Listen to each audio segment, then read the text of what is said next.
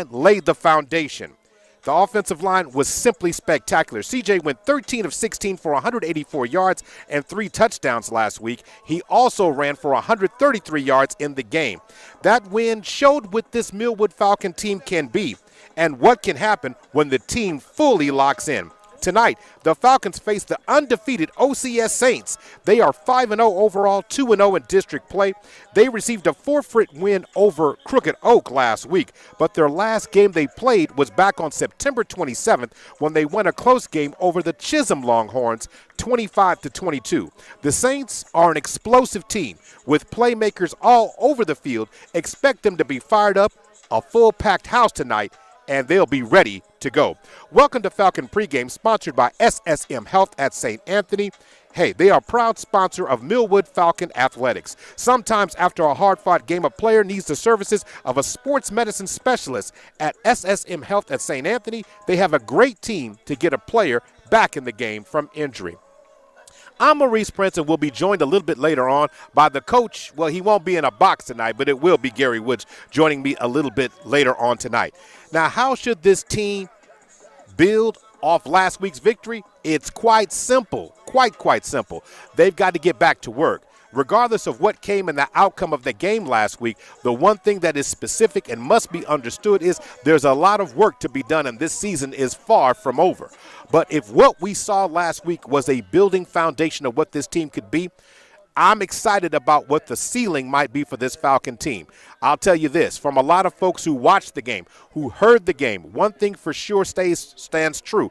They were excited about what they saw. Many Falcon lifers came up and said this might be the best the team has looked in a game that they have seen since going back a few years ago, back to the championship years just a few years back. So if that is the impression that they left on the fan base, if that is the impression they left on the lifers, then they have to understand that the Millwood Falcon fans have a lot to be excited about this team as we get deeper in October.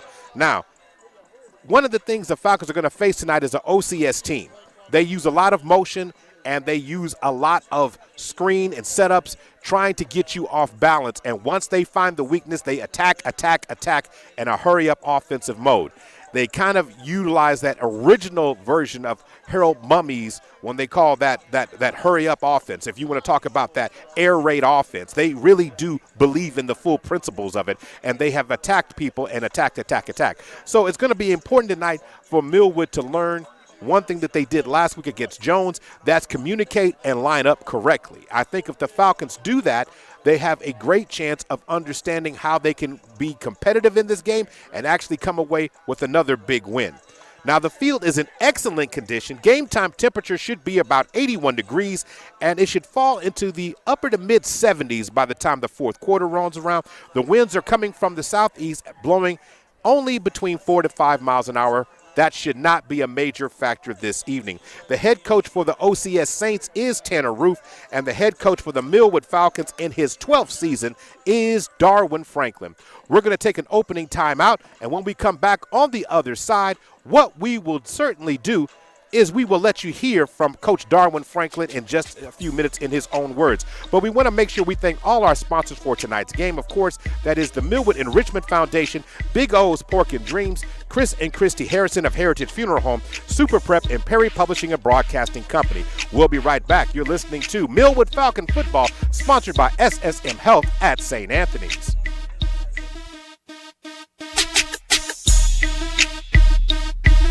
The new 2024 Mitsubishi Outlander, Oklahoma's best-kept secret and most affordable luxury SUV from David Stanley Mitsubishi. Want Lexus luxury for pennies on the dollar? Sign and drive the new Outlander. 0 down, $399. No payments for 6 months. 10-year warranty. And yes, on credit. Ready to save? Come see Dave, the $399 Outlander. Only at David Stanley Mitsubishi. Several available, 4.99 for 84. WAC through dash. Price $27,243. Dealer retains all rebates. Parents, remember, health is wealth. Don't wait until your child is injured or sick to think about their well-being. Regular well child checks are key to keeping your child healthy and thriving. At Peace of Mind Pediatrics, we're here to support your child's growth and development every step of the way. I'm Dr. Jihan Abdul Haq, and I invite you to peaceofmindpediatrics.com today to schedule your appointment, because investing in your child's health is the best investment you can make. On your period, sudden gushes happen without warning. But now you can say goodbye to stand-up gush fears. Thanks to Always Ultra Thins with rapid dry technology. It absorbs gushes 2 times faster than the leading store brand and gives you up to 100% leak-free protection. Hello, clean and comfortable with Always Fear No Gush.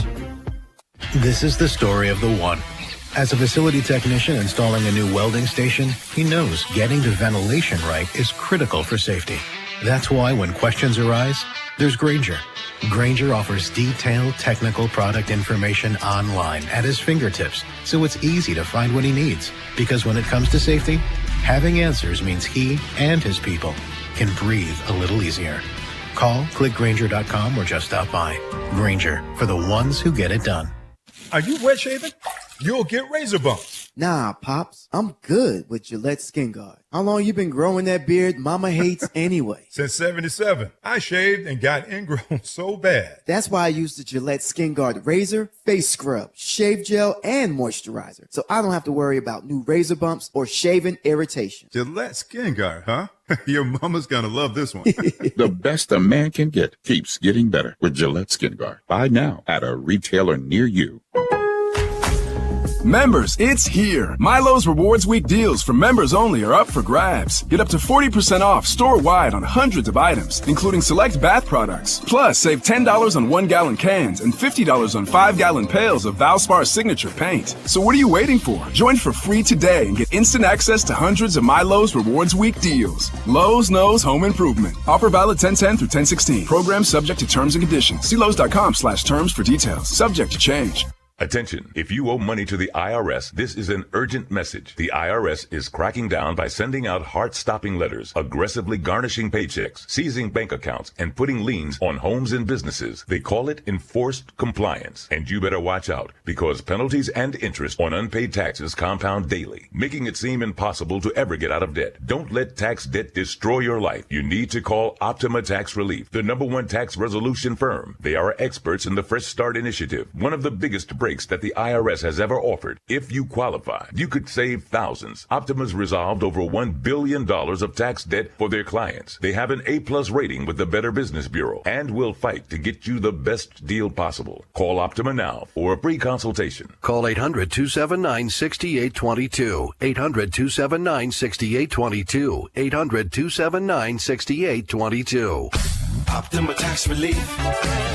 Some restrictions apply. For complete details, please visit OptimaTaxRelief.com. Are you ready for some football? It's time for the pregame. Let's kick off the pregame for the Millwood High School football broadcast. It's only on Heart and Soul 92.1 and 1140. Welcome back to Falcon Pregame, brought to you by SSM Health at St. Anthony. Maurice Prince holding you down for pregame, and again, I will be joined by Coach Woods here in just a little bit. SSM Health's proud sponsors of Millwood Falcon football. One of the things I have enjoyed doing is since I've been covering the Falcons, is getting to know the mind of Coach Franklin. And Coach Franklin was definitely ecstatic about what he saw last week. He was encouraged by the way his team played. But ultimately, folks, it comes back down to one thing. That was a game, and it's on to the next game. Coach Franklin has a very strong way of always saying we're on to the next challenge, and they're not going to let his team dwell on too much of anything. So with that being said, it's time to hear from him. Let's hear from Millwood Falcon head coach Darwin Franklin right now. Spending some time talking with Millwood Falcon head coach Darwin Franklin. After that wonderful and tremendous win against Jones, what did you learn about your team in that game? When they're very locked in with one another, they can be very dangerous. we really liked how they communicated well that week. They got better as the week went on, and then it carried over to game time. And that's what we're really trying to do, is just put together the things that we do in practice that they carry over to the game. And when that happens, then you're able to see it. It happened with O-line. It happened with our receivers. Guys stepped up, made plays. Defensively came physical from every level. And when they're playing that way, it's encouraging, very encouraging. C.J. Turnbull turned out one of his best performances as a Millwood starting quarterback. He was extremely efficient in the game. And behind those numbers was just tremendous play by the entire offensive unit, including the offensive line. Can you talk to me about those guys and what a job they did making it possible for him? Man, the success he has and has had, we always tell the Hogs that when you see your quarterback clean, or you see that he's not giving up sacks, or he's not taking sacks, and we're not giving up sacks, you see him and all the other backs rush for 100, 200 yards, those are all pats on the back to you. And they came out and hit him in the mouth. I mean, it was physical. They were communicating well. They did a great job of communication. They came off after the first turnover, went down and scored. They were ready to go. They came off. We communicated right there on the sideline, asking, what did you see? Anything different real fast? They gave us a couple of things, and then came back and got another sudden turnover, and they went down and scored again. They came right back and asked, did you see anything different? They said no. Then the next time we had the ball, went on a nice long drive. And you'll see us giving signals and communicating with each other during the whole time. And they're communicating with me. I'm communicating with our OC. He's communicating down. Then Coach Batt, and he's communicating out to the guys. So it's so much communication that's going on, and a lot of nonverbal, and some verbal, some very verbal. But they did a great job. They've been working their tail off since Arkansas, since we played Pine Bluff and got ready to go in the Soul Bowl. And they've really been working to get better and better and better every day, even in our conditioning, holding each other accountable and getting guys to don't complain. We do whatever it takes, and that was our motto. Whatever it takes, we got to get it done. I love every week, everybody wants to say Millwood's got a big game, and I always tell them every week is a big game at Millwood. So, Coach, this week you're playing an OCS team on the road. What is your thoughts about this edition of the team this year? They're undefeated coming in tonight. What are some things they are doing well? Coach Roof has a young group, and they're 5-0, so they're playing well. They get to play at home, and a lot of motioning. They do a lot of motioning, try to get in different formations, try to get you out of position.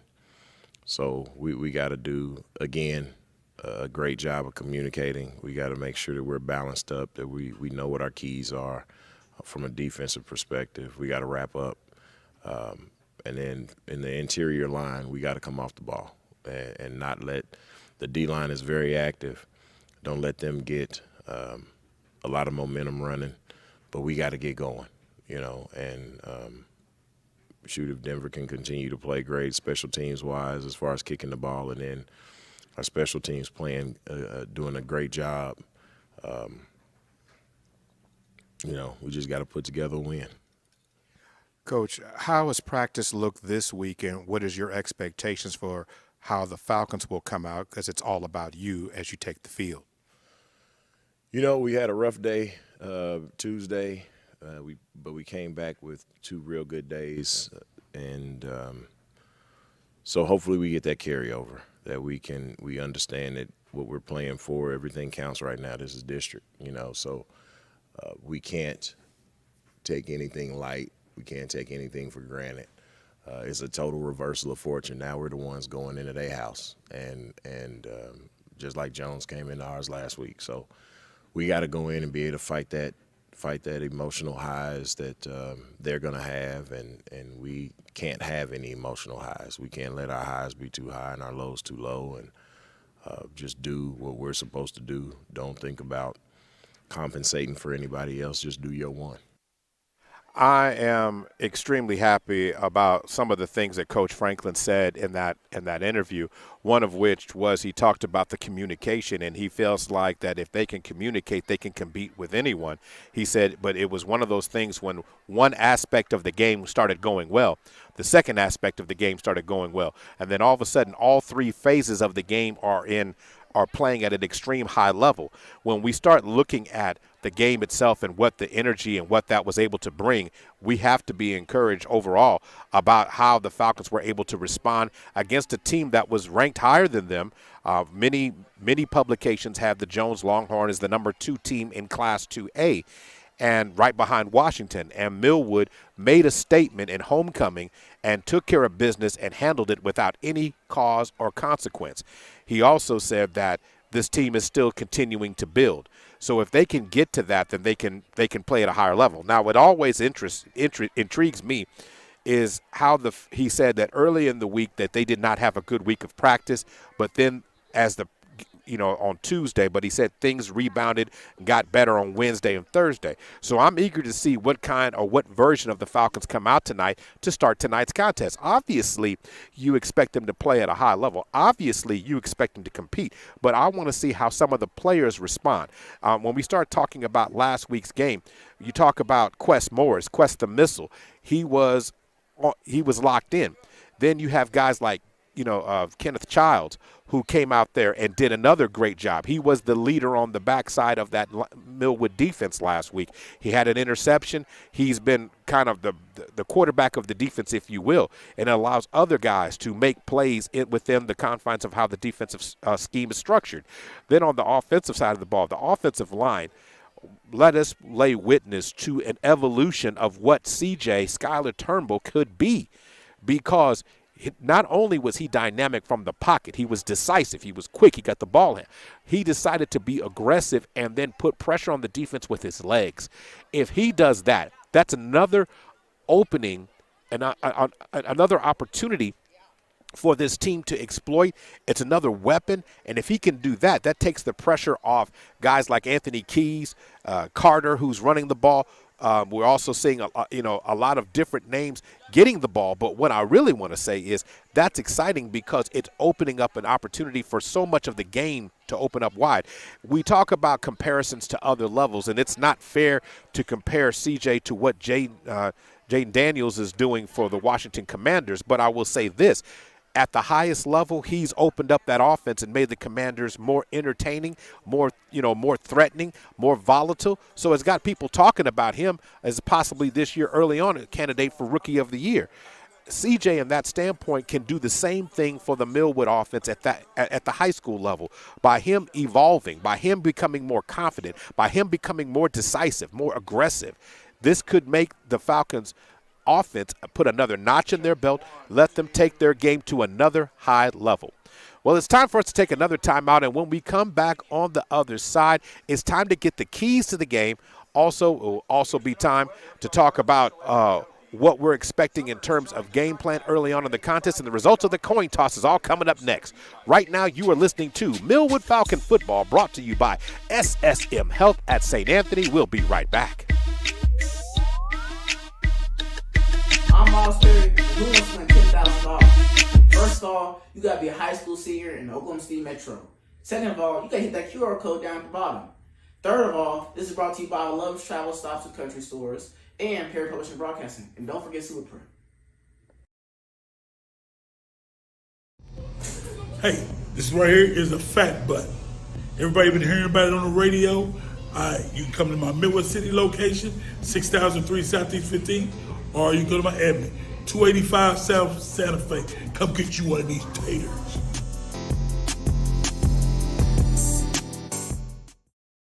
Guys, check out these awesome and stylish suits. Unbelievable quality at these prices. We've got a wide range of styles, from classic and timeless to colorful and trendy designs. Whether you need a suit for a special occasion or just want to look sharp, we've got you covered. We are GQ Fashion's fine menswear.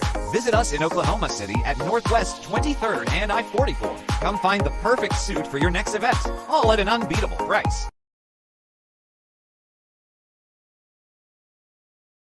Injuries don't wait for business hours. Now you can be seen 24/7 for sports injuries. Whether you have a sprain or a broken bone, at the SSM Health Bone and Joint Injury Clinic at 13401 Northwestern. 800-279-6822. Optima Tax Relief. Some restrictions apply. For complete details, please visit OptimaTaxRelief.com. What's wrong? My travel rewards card didn't earn enough miles for my... Oklahoma City, we're live right now during the Millwood Falcons broadcast. And today we have Mr. Milo Wilson. Mr. Wilson, how are you doing? I'm great. And yourself, sir? Give us that great title of yours representing Millwood in what capacity? I am the Millwood Enrichment Foundation president. Also the Millwood Oklahoma City School Board vice president. Wonderful. Well, right now I know you represent the Enrichment Foundation, raising money. The goal is $25,000. Tell me, what is that $25,000 going to go towards? I'm going to make you a promise. Each dollar that we raise will go towards our scholarships, towards our students, as well as our teacher needs. Well, if they would like to make a donation of any kind, where should they go right now? Right now, Cash App Millwood Enrich OKC. That is Millwood Enrich OKC, MILLWOOD ENRICH OKC. Wonderful, and we look forward to seeing everyone reach that $25,000 goal, and you have a great day. Thank you. That. Then looking at things from the Millwood perspective tonight, Millwood has scored 212 points early on in this season, averaging 42.4 points per game. And then, of course, defensively, Millwood has given up only 47 points this season, and opponents are only scoring an average of 9.4 points per game. So when you start looking at this right now, offensively, I think we're going to be interested in a good game, because when you look at when we start talking about who has OCS played, they've opened up against Christian Heritage, then Cassidy, Crossing Christian, then finished again playing the Chisholm Longhorns just a couple of weeks ago. So that's kind of who they have beaten.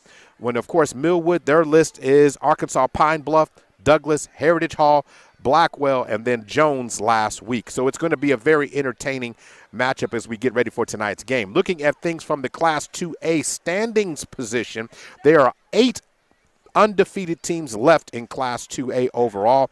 In Class 2A1, there's only one left. That is OCS. Millwood, of course, is 4-1 overall. The loss they took to Heritage Hall.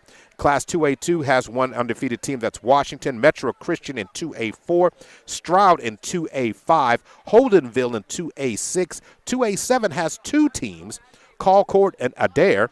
And then finally, 2A8 has Vian. The Wolverines are the only other undefeated teams in Class 2A. So when it comes to that right down, when you're looking at things overall, it's going to be an interesting matchup for the Falcons tonight. They have to follow these 3 keys to the game. One, they got to be ready, be alert. In other words, know where things are going right now. Pay attention. Be alert on what's going on in tonight's game, because, as I said before, OCS does a lot of movement, a lot of moving around in their formations, and that will be something that will cause teams to mess up, because if you get misaligned, they will take advantage of it. Establish a ground attack. Millwood established that well with Anthony Keys, and then all of a sudden, C.J. Schuyler Turnbull took it to another level. Then finally, tackle in space. The Falcons are going to be exposed and on islands later on tonight, so tackling in space is going to be a very important detail overall. We're going to take our final break of pregame, and then we'll come back for the start of live action in just a minute. You're listening to Millwood Falcon Football, brought to you by SSM Health at St. Anthony.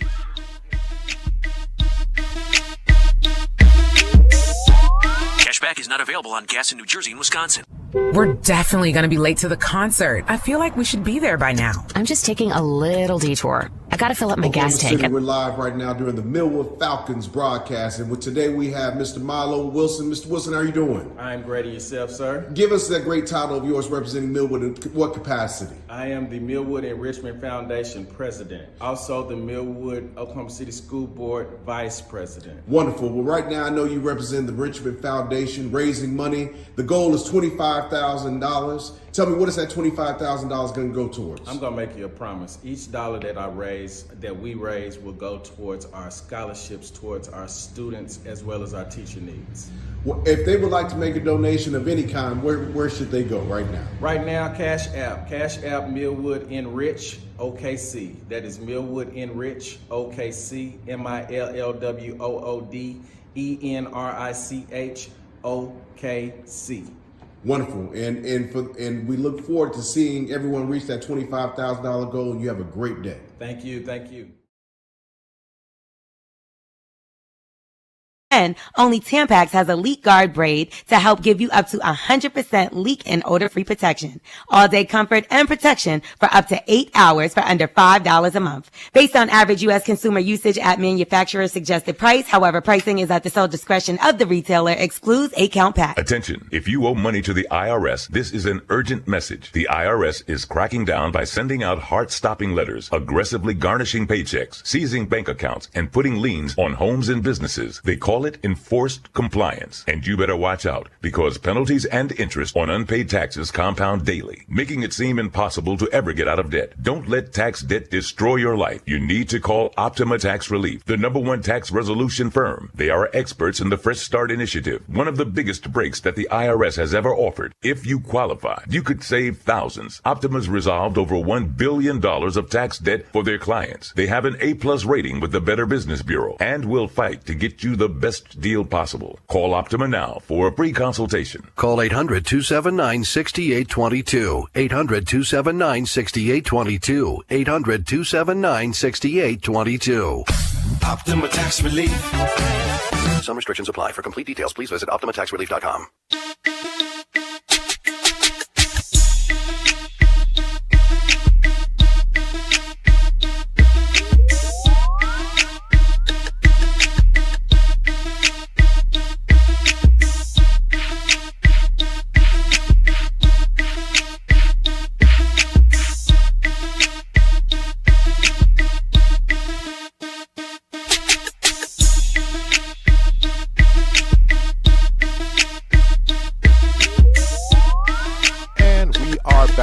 Millwood Falcon football, Maurice Prince, and I'm joined by the coach. Well, he's not in the box, but I did find him. Yeah, you got me out here in the wilderness. That's what we've got. Yeah, that's what we got. We're going to, of course, allow the school to play the national anthem. We'll let that go, but I have some questions for you, Gary, about the game we saw last week. So right now, the children's choir is probably going to sing while they do that. So give us just a moment here as we honor our country.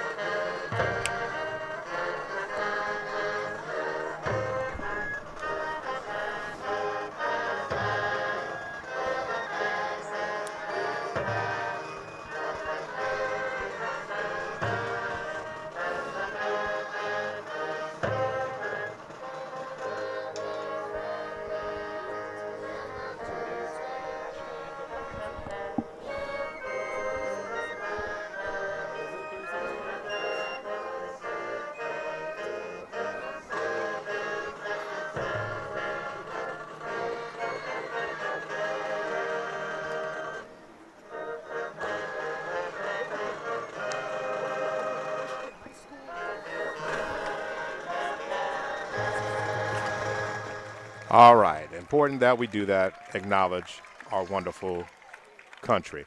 Gary Woods is outside with me. You said in the fields, but I need some off and some and I need a zapper, all of that.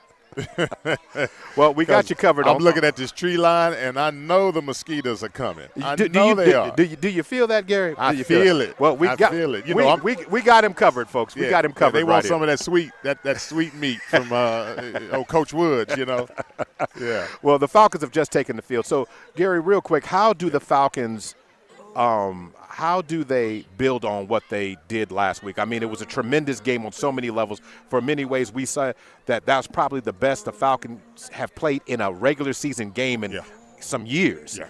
I mean, just on every phase. So how do you build off of that? Well, the first thing is that you have to point out the fact that they are capable of playing at that level, right? You need to say, hey, we had it in us all along. We went out, we did it, we had fun doing it, we executed, we were aggressive, we took care of the football. CJ made great decisions. In terms of the offensive coordination was spot on, defensive coordination, spot on. So, with all of that, it's like, hey, guys, guess what? When we really hyper-focus, when we coming up against an opponent who is talented, we can put our best foot forward and we can execute. But don't get satisfied. Don't relax. Don't take your foot off the pedal, because guess what? Week by week, everybody's getting better. Week by week, everybody's scouting you. Now you've shown the ability to dominate a very good team, right? We played Heritage Hall within a point. We're a serious contender in Class 2A, but don't get arrogant. Don't get overconfident. Stay humble. Keep working. Keep pressing. Now, that being said, Coach Woods, as we get ready to take the field right now, as the teams get ready to take the field, we're not taking the field. Right. That reminds me of that Lay's commercial talking about let's come out of retirement. No, not doing it. I'm staying so, right there. OCS is an explosive team. Yep. What is the dangers of you played a good game, and I'm using this only because the analogy may not fit, but Alabama beat Georgia. Yeah. Then you come back the next week. Vandy came in and whooped them. They went to Vandy and got beat. Yeah. So I'm not saying that this is anywhere Vanderbilt. I'm not doing that. I'm not doing that to OCS. But yet, they're an explosive team. So what are the dangers in playing a team like that? Well, the danger is that you expended so much energy beating Georgia the week before, just like, Millwood expended a lot of energy taking care of Jones, to where if you come out and not really prepare, not be sharp, relaxed, don't take your opponent seriously, they can jump up and they can bite you and make this game into a trap game. OCS is a good program. Historically has been a good program. They're very smart. They are resourceful people. I'm going to tell you without a shadow of a doubt, I know the staff from OCS reached out to Heritage Hall, who is a a sister type private school who have some of the same ideals and in buddy system, and said, hey, how can you help us with these guys? And so it's not that you're playing against OCS and OCS's staff, but you're also playing against OCS's staff, and all of their resources. Right. That they can tap into. And that's always a thing. And you were talking about that. And if you looked at who OCS played, they played what you call the parochial schedule early on. They played, crossing. They're I guess neighboring or companion type programs. Right.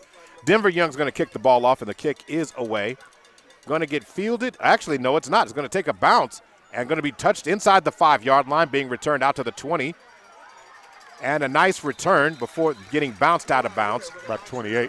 Looks like at about the 28-yard line. So a nice return that time to the 26 is what they said. And see, as far as the Millwood, kickoff team or special teams is concerned, when that ball was kicked and it landed, within the 5, that special teams group should have been busting it to get down there, not letting that ball come out almost to the 30. Right. So that's a prime example right there, because the ball went over the returner's head. He had to go back and get it. Now going to work. Here comes the OCS offense right now. Quarterback number 16. That is Wyatt Fitzgerald is the quarterback. Falcons, they're coming up in a spread formation. They're going to swing it out to the flat. Wide receiver screen play. Only for a gain of a couple of yards. Going to be brought down right about the 29-yard line, gain of 3 on the play. Yeah, we need to expect to see that every night. The ball's going to be kind of push to Eli Winter. He's again, good-looking athlete, junior. They have him listed at 5'9". I think he's a little bit better than that. I think he's probably more in the neighborhood of about maybe 5'10". A complete line shift. We talked about this in pregame. OCS started off on the left of the formation, moved all the way over to the right, and now going to work. And a nice catch out to the Eli Winter again. Eli Winter's going to get a first down at about the 40-yard line, a gain of 11 on the pass play. Yeah, Winter's going to get a lot of touches tonight. You might as well get ready for that.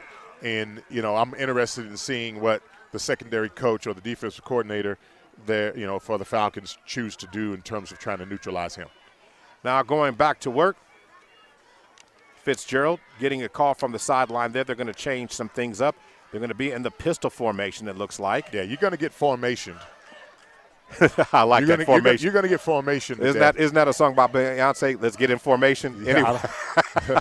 But anyway, going to run up the middle, nothing doing there. The Falcon defense shut down the play before the car could get out of the garage. Maybe a loss of 1 on the play. Yeah. Or maintained at the 40-yard line.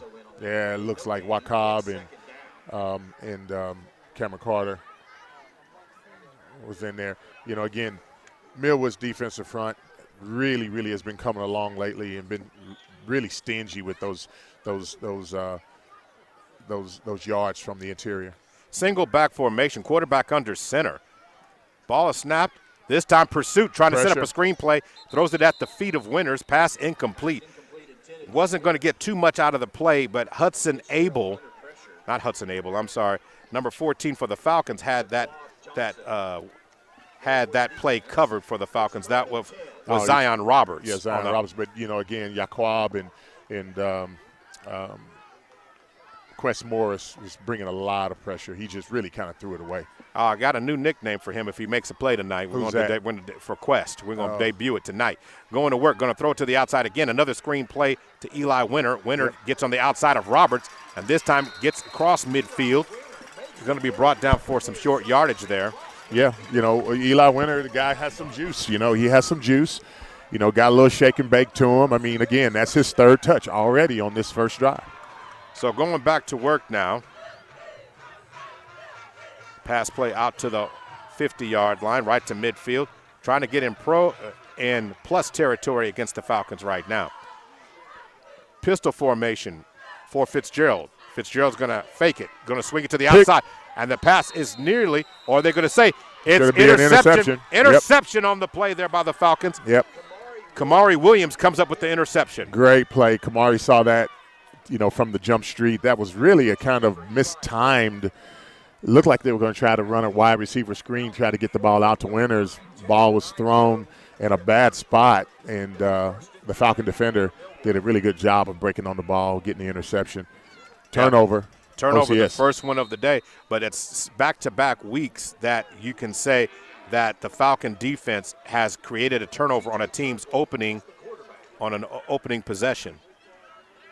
So back to work. C.J. Turnbull for his first action tonight. Rolls to the right side of the field. Pressure. Eludes one and manages to get maybe back to the original line of scrimmage there. Yeah, that looks like a quarterback run all the way. I didn't see, any sort of true route concept out of the wide receivers. They appear to be looking to run off the secondary. So going back to work at 2nd down and 10 for the Falcons. CJ in shotgun, single back. In his hip pocket to the left, of course, is Anthony Keys. Coming across the formation is Xavier Thompson. And CJ looks, throws it high. Too strong, tries to hit Bivens. Pass incomplete. Yeah. CJ was kind of coming downhill a little bit, threw the ball, from the hip, and needed to kind of slow down, gather himself a little bit before he let the ball go. 3rd down and 10. 3rd down and 10. And one of the things the Falcons did very well last week is they converted on 3rd downs, extended drives. And the opportunities are here. I mean, it's not like OCS is really, demonstrating some sort of blanket coverage at all. Okay, CJ's going to put it up. Rolls to the left. Finds a receiver, and it throws a little bit low and outside, intended for Donovan Knight. Yeah. So it's 4th down now. Yeah, Donovan Knight had to, and there's a flag down. So there's a flag on the play on the right side or the Millwood side of the field. We're going to have to see what the preliminary call is here. Any idea what it might be there, Gary? No, I can't tell, not unless it was Looks like it's holding. Nope. Oh, illegal man downfield. Illegal man downfield, yep. And that penalty is declined, so it will be 4th down. You know, one of the things, too, that I'm seeing, and I don't mean to overly critique CJ, but he was moving and throwing on the run unnecessarily. All he needs to do is shuffle over and keep his form and then deliver a step into a good throw. Instead, he's kind of like moving and kind of floating a little bit, and he's not really getting his feet set. And so some of those throws, slightly behind, slightly low, you know, high, and, you know, if he just settled down and relax and just set his feet and deliver the throw, I mean, he would tattoo people, absolutely tattoo people. All right, CJ's going to punt this ball this time, or at this time, I should say. He's got it cleanly. Kick is away. Nice end over end kick. Going to be fielded. Oh, the 20. Dropped. Ball's down on the ground. The Falcons are fighting for it, but it looks like the Saints recovered. Eli Winter did manage to find that ball. Yeah. He called for a fair catch, and then he mishandled it, hit the turf there, and he was able to gather it up before a host of Falcons got there to cover him. So defense is on the ball, and 9:21 left in the first quarter. Ball's at the 20-yard line. Want to make sure we take time to thank all our sponsors for tonight's game: the Millwood and Richmond Foundation, Big O's Pork and Dreams, Chris and Christy Harrison of Heritage Funeral Home, Super Prep, and Perry Publishing and Broadcasting Company. Now, as we get back for live action right now. Again, shifting formations again. So coming set goes Fitzgerald. 2 back for OCS. Twins right. Ball is snapped, and Fitzgerald's going to hand it to the backfield this time to number 4. That is Colson Morris. Morris gets a gain of 2 out to the 22-yard line. 2nd down and 8. Yeah, I think you know, the run game for OCS, they're trying to figure out a rhythm right now. It appears as if there's, you know, hey, let's see if we can't pull some guys out of the box, see if we can establish a little bit of a run game. If we can't, you know, let's throw the ball out on the edge and try to get the defense running from sideline to sideline to see if we can open some things up. All right, going back to work right now. Trips right. They've got tight end left. 16 seconds on the play clock right now. Ball snapped. Fitzgerald rolls. Pressure in the backfield, and down he goes by Yaquab Johnson. Yaquab. Get there and brings him down for a loss. Nice job on the play by Yaquab, getting through defensive pressure and creating havoc in the backfield. Yeah, right now it definitely appears as if Millwood's defensive front is kind of getting the better of OCS's offensive line in the interior. Loss of 8 on the play on the sack. Nice job there by Mr. Johnson, as he is so wonderfully called over back on the wood. Mr. Johnson. Mr. Johnson. All right, so ready to snap the ball, Fitzgerald. Ball snapped. He drops back in the pocket, rolls to the right side, looks left. Throw back. Going to throw backwards. Has a receiver open across the formation. Pass incomplete. He tried to hit Atticus Sage. Yeah, Quest Morris was on the coverage, which is kind of different because, of course, Quest being an outside linebacker, he was isolated, you know, on a wide receiver. Tight end in this case. Yeah, and he was running deep, and they were in a Twins open package. So, you know, I'm kind of curious as to if you got 4 defensive backs, why do we have a linebacker isolated on a tight end like that? Well, I that's a great question, but I like even the better result that they didn't get the first down. Yeah, but he did have a step on Quest. So going to work right now. And Fitzgerald is going to shank the ball, and it's going to not go too far. Yep, right out of bounds. Out of bounds, maybe. But truthfully, I don't know if I want to kick the ball to Xavier Thompson either. Yeah, but you kind of would hope that it would be, longer than 24. Yeah, something that's going to maybe flip the field or something. I always favor those end over end that hit the ground and kind of take off and skip and roll. Yeah. Those are really hard to recover. So plus territory, and the Falcons have been able to flip the field, if you will, overall. So going to work right now, CJ with the Falcons' second possession of the night, 8:29 to go, nothing on the scoreboard. Going to work right now, trying to get to the outside goes Anthony Keys. A nice job by the Saints defense. They pursued and tackles on the play by their number 29, Spencer Schwant.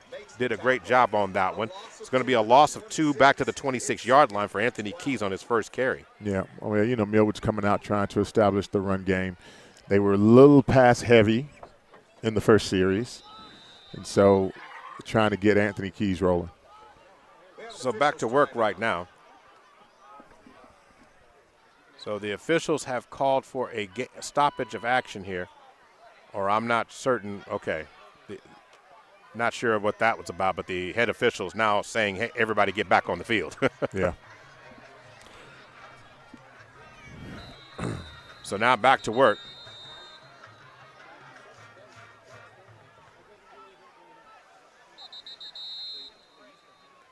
So the officials are going to blow action dead again. And I guess it's some confusion on the play clock or something.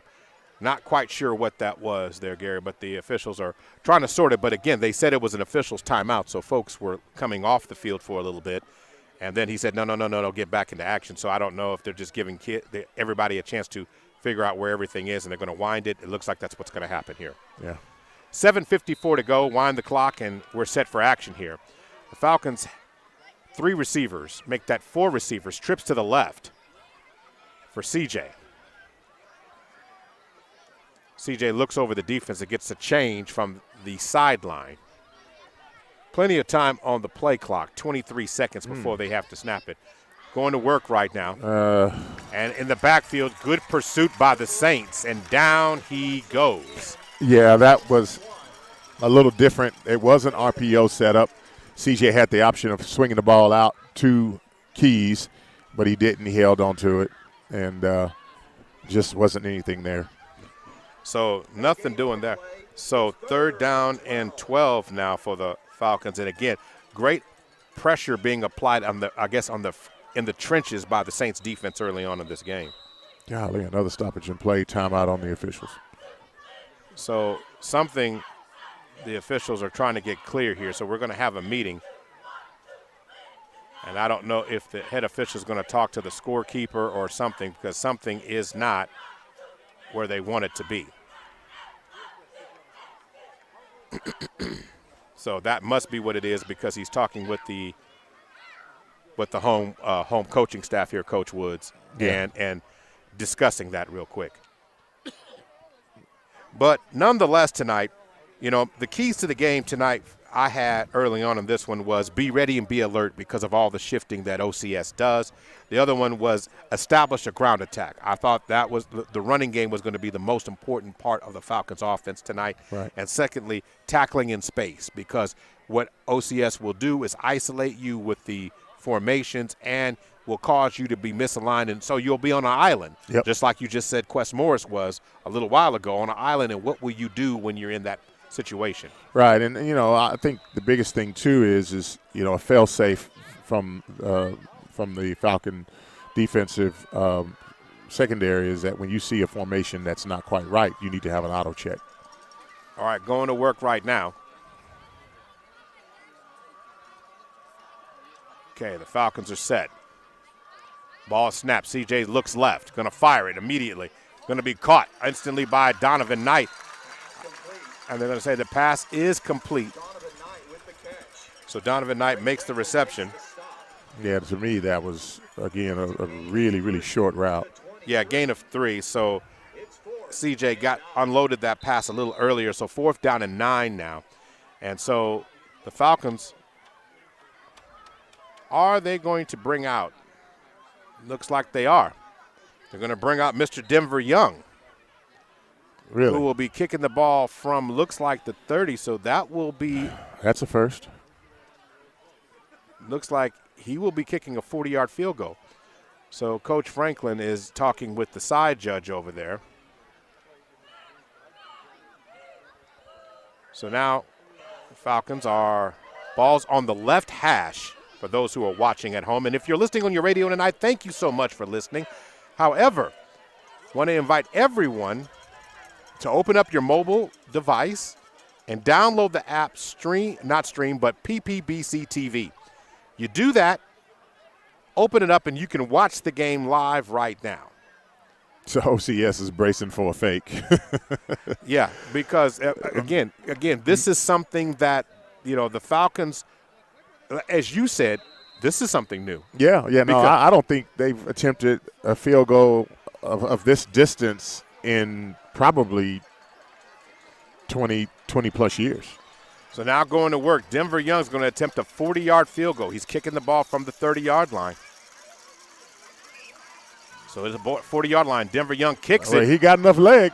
Got enough leg, but it is wide to the left. Okay, he hooked it. So that's no good. But it was an impressive attempt because you said he had plenty of leg. Yeah, plenty of leg. Yeah, he got a foot on him. So, I mean, I am with Coach Franklin in that the only way a guy is going to, gain confidence in kicking, field goals is that you got to put him out there. You got to put him out there. You got to give him opportunities in game situations where a player can make a play. All right, back to work comes on the offense right now. We've got Wyatt Fitzgerald leading the offense. Single back formation, 2 receivers split. Fitzgerald pulls it down. Nope. Quarterback draw, catches the Falcon sleeping. Yep. He's at the 40. He's at the 50. There's a flag on the play. He's at the 40. He's at the 30 before he's finally forced out of bounds inside the 25-yard line. But there is a flag way back at the 30, maybe 33-yard line of the Saints. Yeah, that was a touchdown-saving play by Zion Roberts. I mean, he came across the field, hawking. I mean, he was flying, and of course the flag is down. I think we got a holding penalty on the outside. I was wondering, why was that cornerback? Why was that cornerback, the right cornerback? Why was he, giving up the sideline like that? I mean, I know that Coach McAllister is teaching these guys to come up, get off blocks, and set an edge. So that's going to move the ball back. That was a good play by OCS. Good call. It was a tremendous call. So it's going to put the ball at the 23-yard line. Twins open. So going to work right now. 4 receivers, Twins on either side. Ball is snapped. Fitzgerald wants to run it again. This time he's got an open sideline. First down. He runs out of bounds right there at about the 32-yard line for a first down. It will be a gain of 9 on the play. Yeah, so that time I was sitting there watching the pass rush from the Falcons, and they actually got a little bit, not a little bit, a whole lot out of their rush lanes. One of the key things that's so important when you run in a 4-man front is that those defensive ends have to run that outside rush lane tight, and those interior guys got to stay in front of the quarterback. All right, going to work. They found a little something that they like on the outside there. Atticus Sage is going to go a sweep to the outside. Is going to take the ball just shy of the 40-yard line. They're going to spot it at the 37-yard line. Gain of 5 on the play. Yeah, that's like the third time that that OCS has gone over that left side of their left side, our right side of the Falcons. 2nd down and 5 now. 2 receivers split, single back formation. Fitzgerald. Last-minute player coming on the field for OCS. So going back to work. So the play clock. Option play. Option play, but the Falcons this time is not fooled. Great pursuit by the Falcon front. So Yaquab and Johnson on the play. So a great job on that one. So 3rd down and about 5 yards to go there. Yeah, it was a good stop by the Falcon defense. So as much as they're going to say it's just a gain of 1 on the play. So 3rd down and about 4 to go. Fitzgerald. Shotgun formation. 4 receivers, trips to the left. Ball to snap. Fitzgerald's looking left, going to fire to the inside, and a great open field tackle that time. But I think it might be enough for a first down. That was close. So it's going to be close to a first down. Yeah, it depends on the spot. 4th down and 1. So a pass to the 41-yard line. So 4th down and 1. OCS is going to go for it. 3:44 to go in the first quarter for those. who are listening on their radios tonight. And before action gets started, timeout OCS. Coach Roof is going to call a timeout for OCS, their first timeout of this game. We'll take a timeout, and we'll be right back. On the other side, you're listening to Millwood Falcon Football, brought to you by SSM Health and St. Anthony and the Millwood Enrichment Foundation. Injuries don't wait. For business hours, now you can be seen 24/7 for sports injuries. Whether you have a sprain or a broken bone, at the SSM Health Bone and Joint Injury Clinic at 13401 Northwestern. Oklahoma City, I'm Miles Perry, and who wants to win $10,000? First of all, you got to be a high school senior in the Oklahoma City Metro. Second of all, you got to hit that QR code down at the bottom. Third of all, this is brought to you by Love's Travel Stops with Country Stores and Perry Publishing Broadcasting. And don't forget Superprint.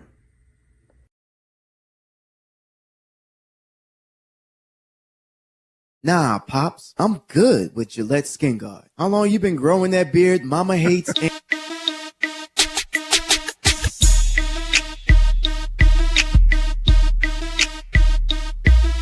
And we are back. 3:37 to go before the end of the first quarter. Maurice Prince and Gary Woods, the coach, not in the box, but on the outside tonight in the elements. So, didn't you do a little camping in your day, some fishing and all? I'm actually enjoying a camping trip right now. It's just that I broke away from it so I can come and call this game with you tonight, Mo. I appreciate that. So going to work right now. Back to live action. Direct quarterback snap. Keeper straight ahead. And it will be enough for a first down on direct snap, taking the ball out to the 43-yard line there. So good job there by the Saints. The Falcon defense, again, direct snaps, a lot of motion. I mean, how do you hone in on what's actually going on, Gary, and not let that stuff get to you? You got to read your keys. In the defensive interior, the first thing you got to do is you got to get off the snap, number one. Number two, you know where you're going. If you're playing two-gap, you got to whoop the guy in front of you. You got to play on their side of the line of scrimmage, and you got to play with your eyes. If you're a linebacker, you're reading your keys, you're checking your gap first, and then you fast flowing to the football. So, it's just execution of fundamentals, and it looks like we have a delay of game. Going to have a delay of game situation here, and it is a delay of game against OCS. So it's going to be a delay of game. It's going to move the ball back to their 48-yard line. Yeah, secondary, they have to look at their alignment, and they know what their call is on the back end in terms of coverage. And so based upon the alignment, with the coverage call, they either check out of it if it's not a good fit, or they make it work, and they do it by, again, honing back in on their technique and their fundamentals. All right, the Falcons shift this time and going back to work, getting the ball in the hands of Sage. And Atticus Sage is going to take the ball back to the 40-yard line or 45-yard line, a gain of 7 on the play. See, that was a situation where they had their offensive set, and then they motioned Winters out of the backfield, and when that happened, you had a linebacker and a safety both come out of the box. So with one motion, all of a sudden now OCS goes +2 in the run game, and now you don't have enough guys in there, so that's how you can get formation. Right. Today. And so what basically it is, it's I don't want to say death by 1,000 cuts, but I'm using that is they're watching how you're shifting in your alignment, and then they're calling a play that attacks that particular area. I mean, you said it, but I'm just going with – so it's just a little – we're going to nick, and then once we find the spot, we're going to continue to attack that spot until you stop it and adjust. And by the time you adjust, then we're going right at you in a different way. Right, and that's kind of what, my brother Rashawn – he calls, the pantheon of play calling, right? You actually do certain things to see how defenses respond, and then when if they misalign, if they make a mistake, then you come back to it later on and put together a play that's going to have a significant impact. Back to live action. They're going to screen it out to the outside again. Looks like the ball is in the hands of Eli Winters. Yep.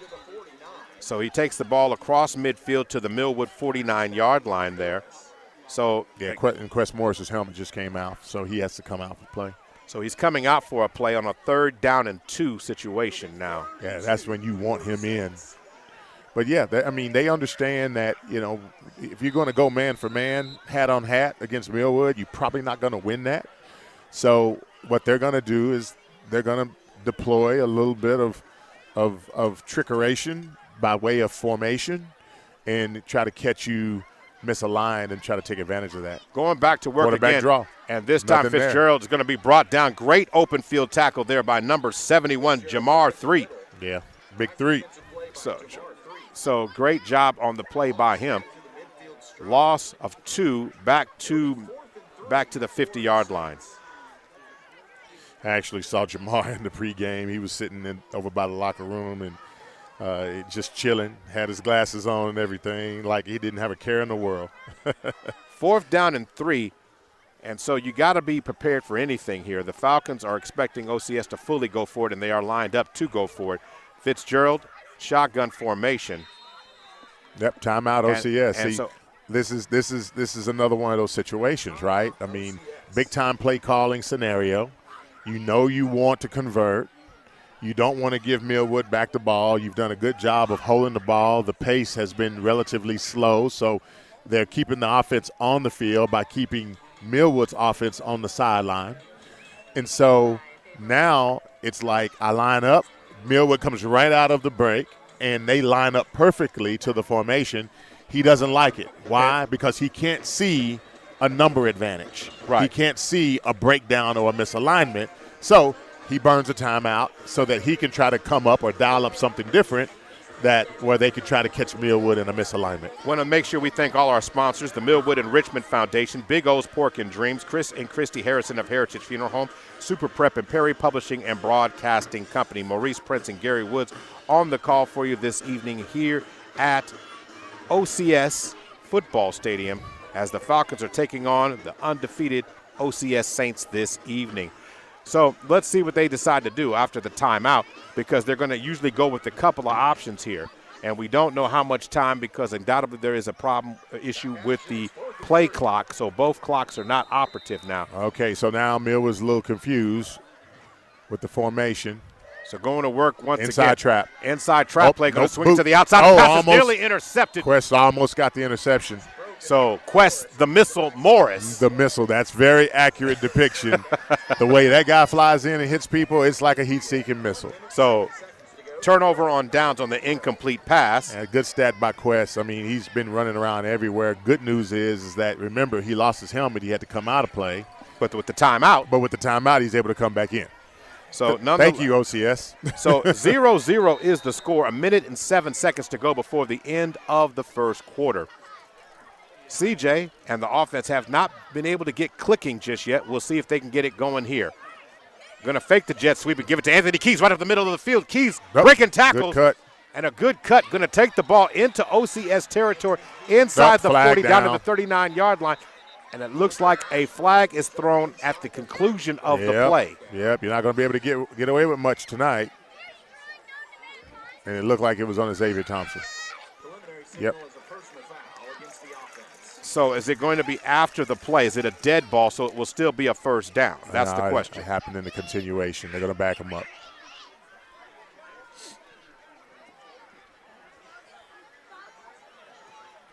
So, to your point, going to move the ball back. And it looks like it's going to be spotted.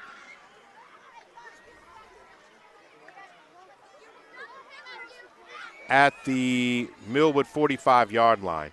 So they're trying to get they're putting some more time back on the clock. So they're going to spot it back at the Millwood 45-yard line. You know what? I'm just now noticing this number. It's Bivens' kid, Gabriel Bivens. I mean, he's a good-looking son of a gun. I mean, he look like he's every bit of about 6'1", 190. I mean, yeah, and you'll get to enjoy him when he comes to play basketball for the Falcons. Really? Yes. Oh. But if you did not know, that is, of course, the son of Marcus Bivens. Ah. Okay. Pedigree. 4 receivers. Trips to the left. Ball is snapped. CJ is going to fling it out. Yep. Getting around the edge at the 50, at the 45, before being forced out of bounds. Not throw catch by Dominique Martin. Yeah. And that's exactly what CJ needed. You know, he needed to just get a couple of simple throws off early instead of, you know, being in a situation where he's coming out and being asked to, you know, RPO it and make decisions on the run. He's always better when he's able to sit there and get his feet under. Oh, Keys on the run. So Keys is going to take the ball down near the 40-yard line. I think they're going to stop him at the 42, but that's enough for a first down.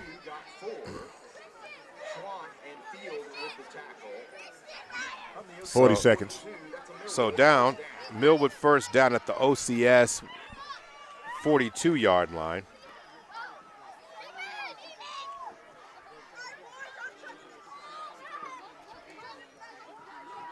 Yep, keeper Going by to work. CJ. CJ gets to the outside of the edge. He's down the sideline, down the hash mark, and he into scores. the end zone. Touchdown, but there is a flag thrown at the 34-yard line. I was kind of slow on the play call because I was watching and I saw the flag come out. Yeah, that's a holding. You hate that because as a runner, your job is to score. Yeah, it is. You know, I mean, it's and I didn't see it. Did you see anything? Well, coming across the edge, they're going to say that it was being done as they were trying to the contain defensive end. They're saying he was held on the play. Nah, I didn't see it. So the ball back to the OCS 49-yard line on the holding penalty. That hurts. Touchdown comes back. Anytime you take points off the board, it kind of hurts. So timeout Millwood. Timeout Millwood with 18 seconds on the clock. And I'm sure this timeout is about their focus. Yeah. Coach Franklin is this is one of those where missing the assignments. And also I like the leadership because the player who's taking over in that situation for them is Kenneth Childs.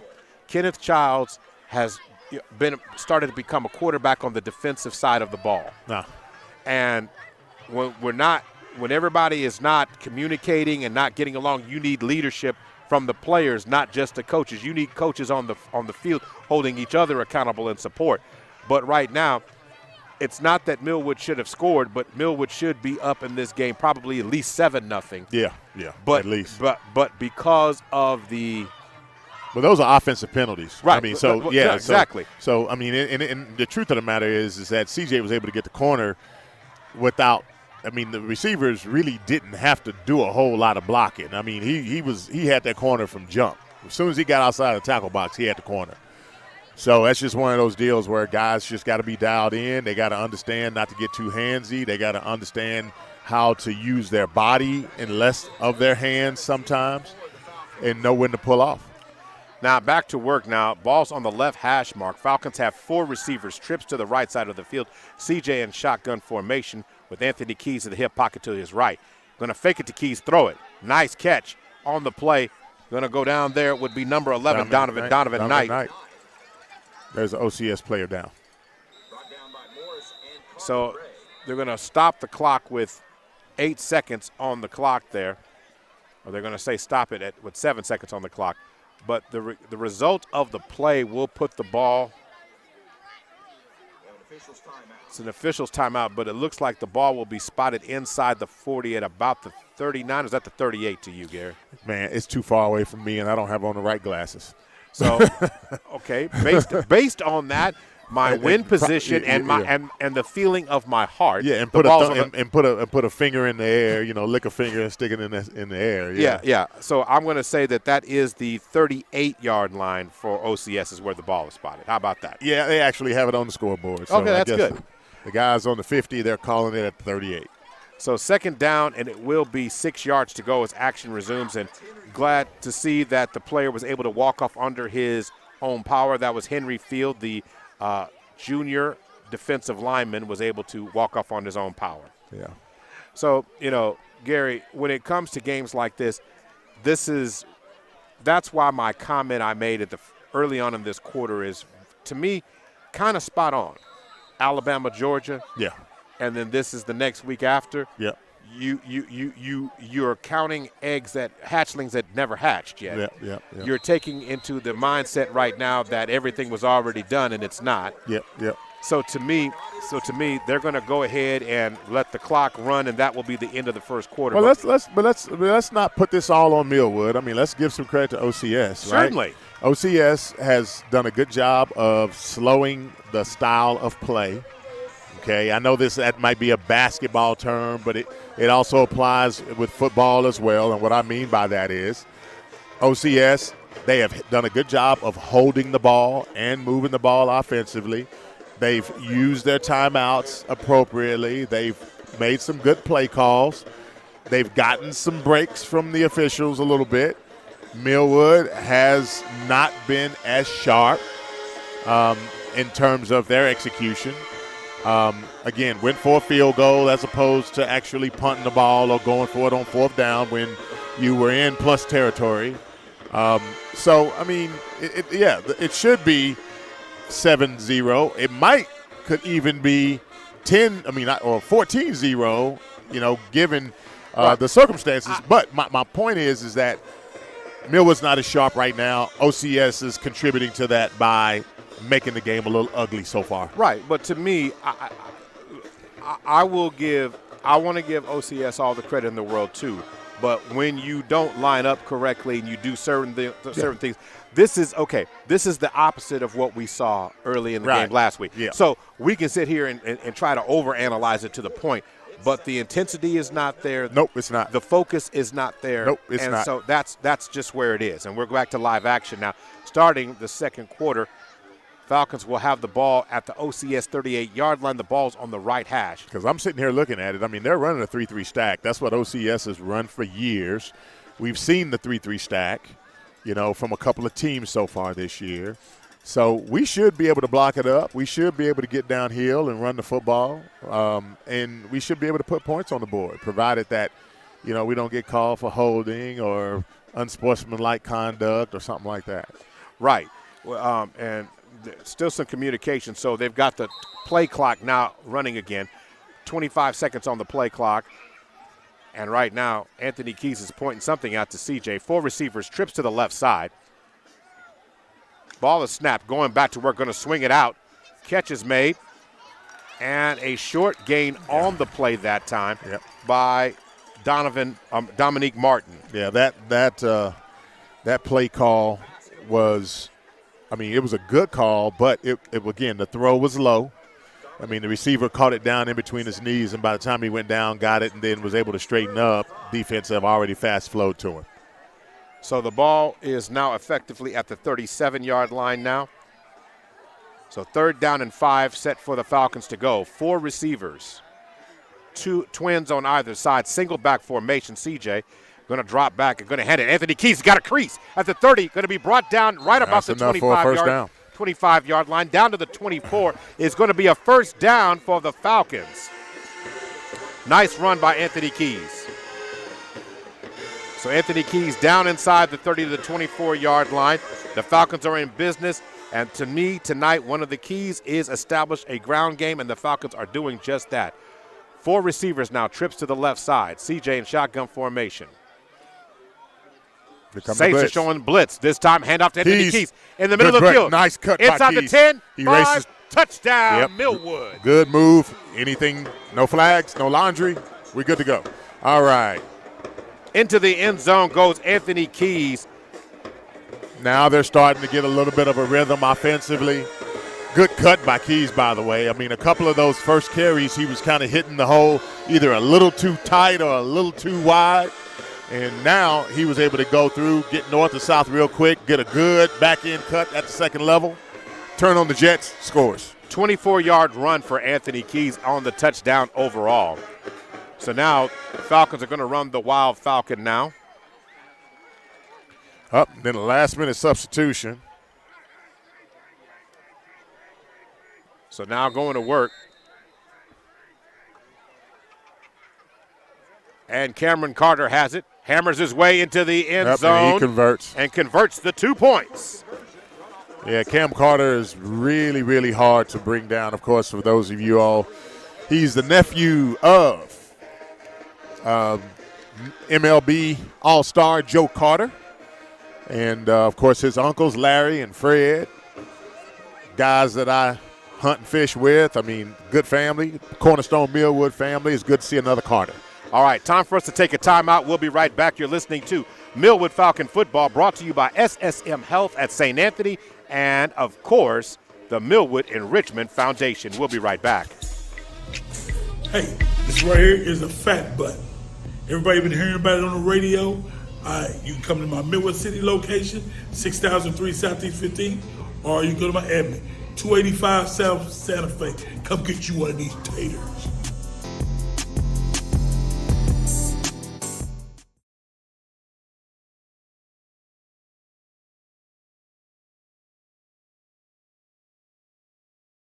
Believe me, if I weren't wearing Secret, I'd be a hot, smelly mess. Thankfully, Secret works.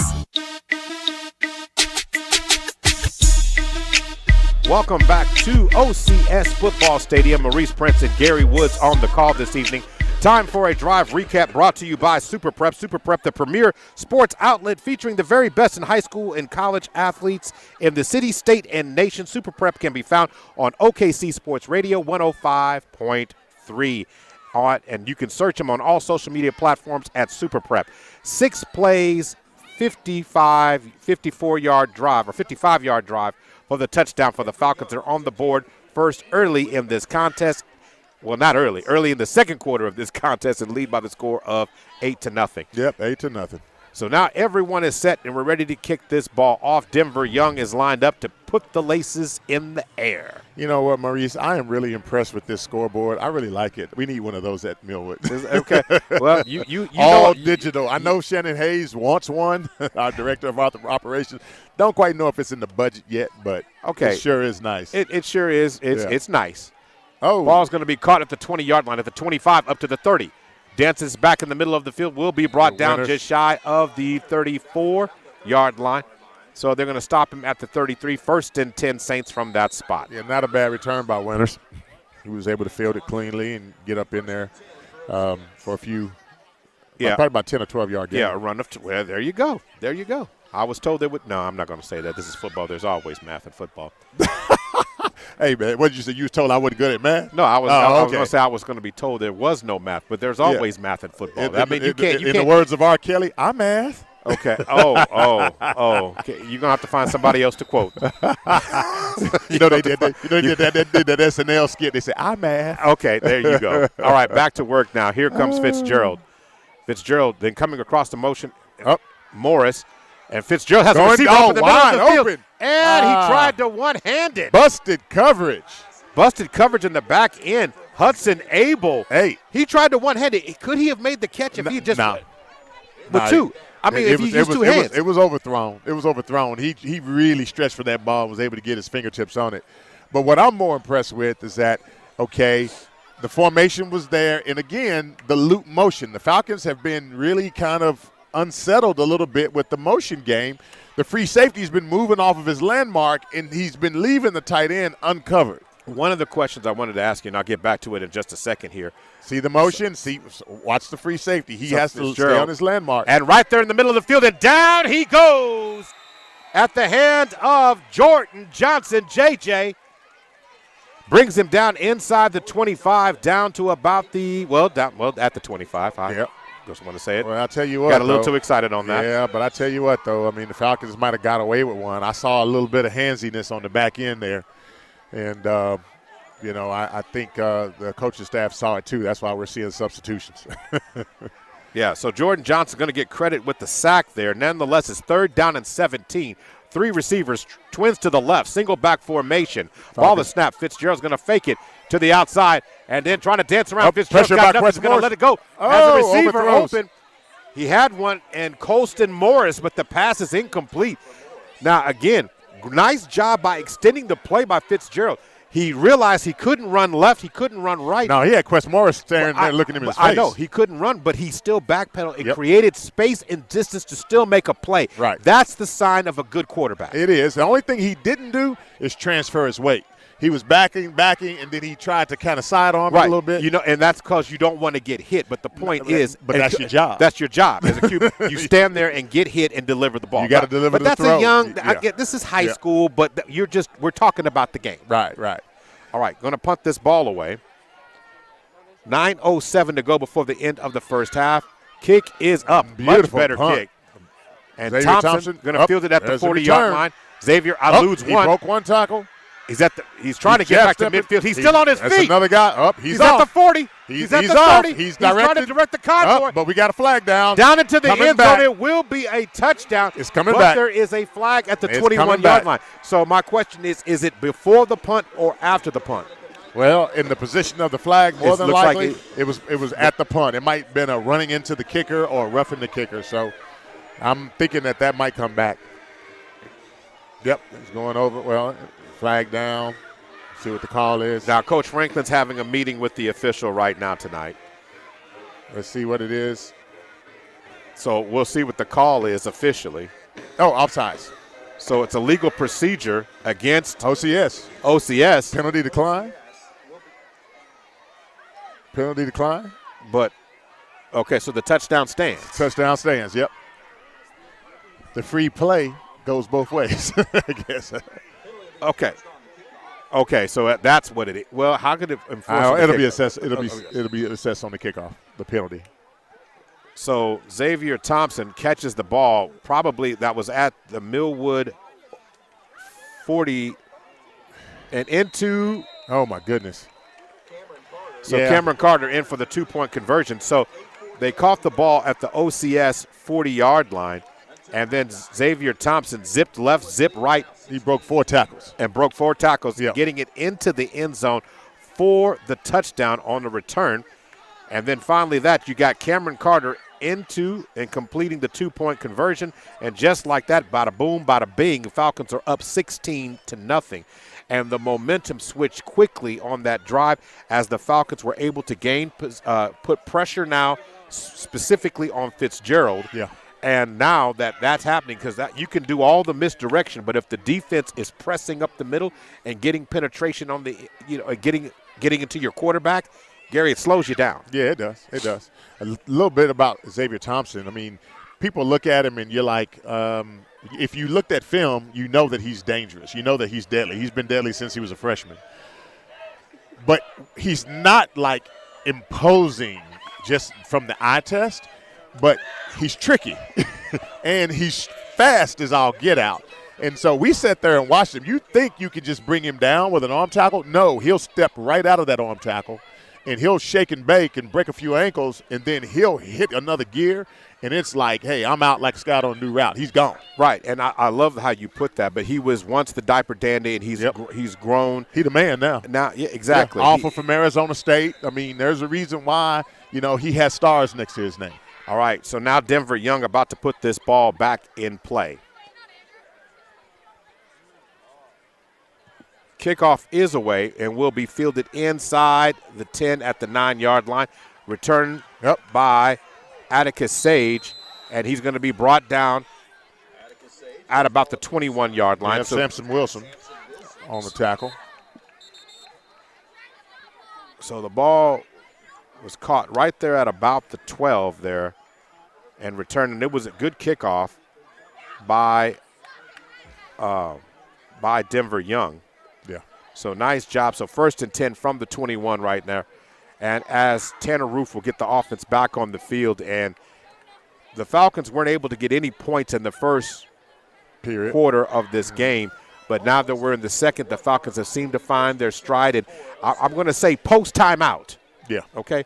Post-timeout, the Falcons have found a way to get some things going now. So back to live action now. And here comes Fitzgerald to lead the Saints offense. 16-0 is your score. 8:32 to go in the second. Ball is snapped, and this time going to hand the ball off right up the middle. Nice gain on the play by Colson Morris. Yeah, it looked like about 4 or 5 yards. He's going to take the ball out to the 25-yard line, so a gain of 4 on the play. Yeah, that was just simple inside zone play. Running back was able to find a crease. He hit it. He didn't waste any steps at all and was able to get a gain of 4 out of it. 2nd down and 6 as it will stand now. Let's see what they break the huddle with now. So OCS is – Millwood's running a 3-man front. 3 receivers, twins to the left for Fitzgerald. Ball is snapped. Fitzgerald drops back in the pocket. Pressure coming from the Falcons. Going to throw it on the 9 route down the sideline. Just overthrew Eli Winter. He was there, but back to what you said again, as Fitzgerald is backpedaling, he shows you his arm strength. Oh, yeah, he can swing it. But both quarterbacks, as you had said early on, without them planting the foot, they want to throw it. They want to Patrick Mahomes it. Yeah, they want to let it. Right. They want to Josh Allen it. They just want to just let it go. Here's the problem. Those guys are professionals. I mean, they're like the best of the professionals. So you can't do that. You need to step with the back foot, transfer your weight forward, and deliver a throw. 4 receivers, trips to the left. Fitzgerald rolls to the right, pressure, steps up in the pocket, eludes. What a great job by Fitzgerald, eluding the pressure. And now he fires it across the middle of the field. He leaves it short. And the pass is incomplete. And that was very much because of Mr. Johnson. Yaquab never stopped his motor. He kept coming, and he kind of felt him. Yeah. And he let that pass go. It's incomplete. You know, Yaquab tickles me because sometimes they line him up at nose guard. Sometimes they put him at defensive end. And, ladies and gentlemen, he's only like 5'9", like a $140. But he's like meaner than a snake, though. I mean, he's just like he has a motor that just won't quit. And he's hard to block because he can, like, slip through these cracks. And he uses his quickness extremely well. They got to snap this ball. 3 seconds on the play clock. 2-1. They just get it off. They just get it off. Fitzgerald kick, and a much better kick. Xavier catch it. This time it takes It takes OCS bounce. Millwood bounce, and it will be down at the Millwood 41-yard line. Well, here's my thought. Anytime that it bounces away from Xavier Thompson, it's OCS bounce. You're saying that's a good thing. That's a good thing because if Xavier can catch that thing on one hop or catch it clean, that turns into another exciting moment and another frustrating moment for someone else. All right, going to work now. 7:29 to go. 16-0 is the score in the second quarter here. Reminder coming up at halftime is the Millwood Enrichment Foundation halftime report. Going to work now. CJ drops back in the pocket, looks left. Going to fire it across the middle of the field. It hits Xavier. You see the Xavier difference goes there? down. But we got some laundry on the field. But there's a flag in the backfield, and that's in the area of holding. And it is holding. Yeah. Now, did you see the difference in that technique? CJ dropped back. He was balanced. He was able to transition his way forward, delivered an absolute strike on a dig route across the field. That is a big-time throw for a high school player to be able to hit the dig, at the right depth. And he was able to execute that nicely. And if you get a little bit of time, good protection, and the technique is there, good things happen. It does. So it's going to move the ball back to the 31-yard line, the Millwood 31-yard line. Let's do it again. And so it's first down and 20. 4 receivers, trips to the left. CJ in shotgun formation.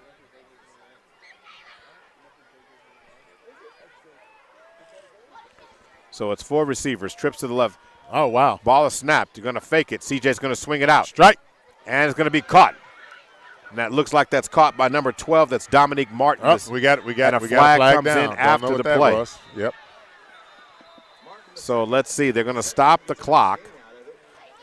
Got a decent gain of recovering almost to the original line of scrimmage, but trying to figure out what that call is. It's on the Falcon side of the field. I didn't quite see it from this vantage point here. I didn't see it either. I mean, it was a lot of bodies flying around. And, yep, it's against OCS. So it's face Personal mask. Foul, face mask. So the ball was going to be at the 40-yard line. That's where it was going to be marked out at. So at the 40. So it'd be second down and 11, but after the penalty against personal foul. So I'm just sitting up here looking at Big Jamar. He was marking off the yardage. I think he got it wrong. He was about 10 yards in front of the line of scrimmage. All right, so going on right now. Inside zone play. Who is it? Up the middle, Anthony Keys takes the ball inside the 40 down to the 38-yard line. So after that's said and done, nice run by Keys. Yep, like gain of about 9. Taking the ball down inside the 40, down to what will be the 30, looks like the 36, a 37-yard line. And going to work Keys again, Anthony Keys dances in the middle at the 30. Going to dance down, and nice running by Keys. Yep. And what I like about it, his north and south, his compass is in the right direction right now. Right, Not east and west. Right. It's running north and south, finds the crease and dives and cuts downhill. That's what you want. Yep. So it's going to be a first down for the Falcons now inside the 25 down to the 24-yard line. I like his little shake and bake, too, because even though he's shaking, throwing the head fakes and jump cutting and that sort of thing, he's still going north and south.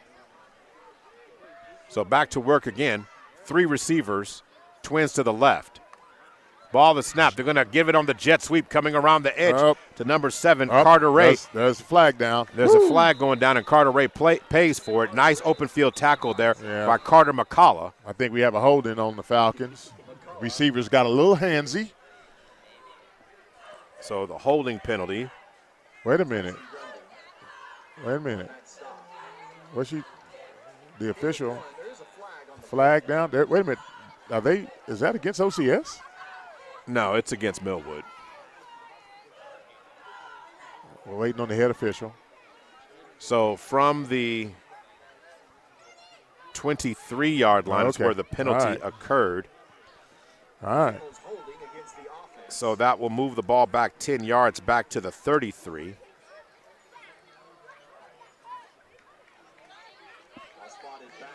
So will be a holding penalty right there against the Falcons. And so it now is first down and 19, 6:09 to go before the end of the first half. 4 receivers this time in this set. Trips to the left for CJ. Ball the snap. Going to put it in the hands of downhill running. At the 20, 10, 5, touchdown into the end zone. Goes Deshaun Buford. I mean, he was as smooth as can be, man. I mean, he's just floating through there. Into the secondary, I don't think he was touched into the end zone. He was not touched. I mean, he handed the ball off. It was just inside zone play, and I don't think he made a whole lot of cuts either. He just kind of ran a little zigzag, and that was about it. Guys had an angle on him, couldn't catch him. So Cameron Carter, Big Cam is in to run the Wild Falcon. I mean, this is almost like the Philadelphia Eagles wedge play. He just runs into the pile and just kind of runs right through it. So the 2-point conversion is good, and now extends the lead now to 24-0. We'll be right back. You're listening to Millwood Falcon Football, brought to you by SSM Health at St. Anthony and, of course, the Millwood Enrichment Foundation.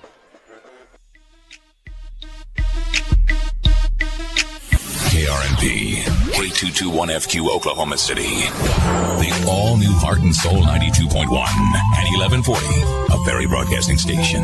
The new 2024 Mitsubishi Outlander, Oklahoma's best-kept secret and most affordable luxury SUV from David Stanley Mitsubishi. Want Lexus luxury for pennies on the dollar? Sign and drive the new Outlander. 0 down, $399. No payments for 6 months. 10-year warranty. And yes, on credit. Ready to save? Come see Dave, the $399 Outlander. Only at David Stanley Mitsubishi. Several available, 4.99 for 84. WAC through dash. Price 27,243. Dealer retains all rebates. Welcome back to OCS Football Stadium. Maurice Prince and Gary Woods. The Falcons score again. Time for a super prep drive recap. The Falcons would take the possession at their own 31-yard line and drive 69 yards into the end zone.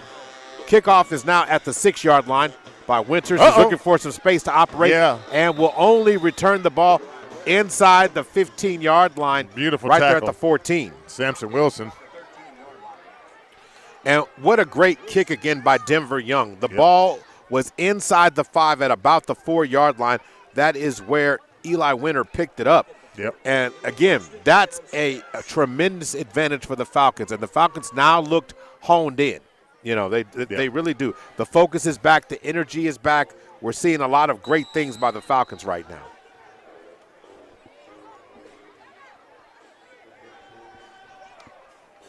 So going to work.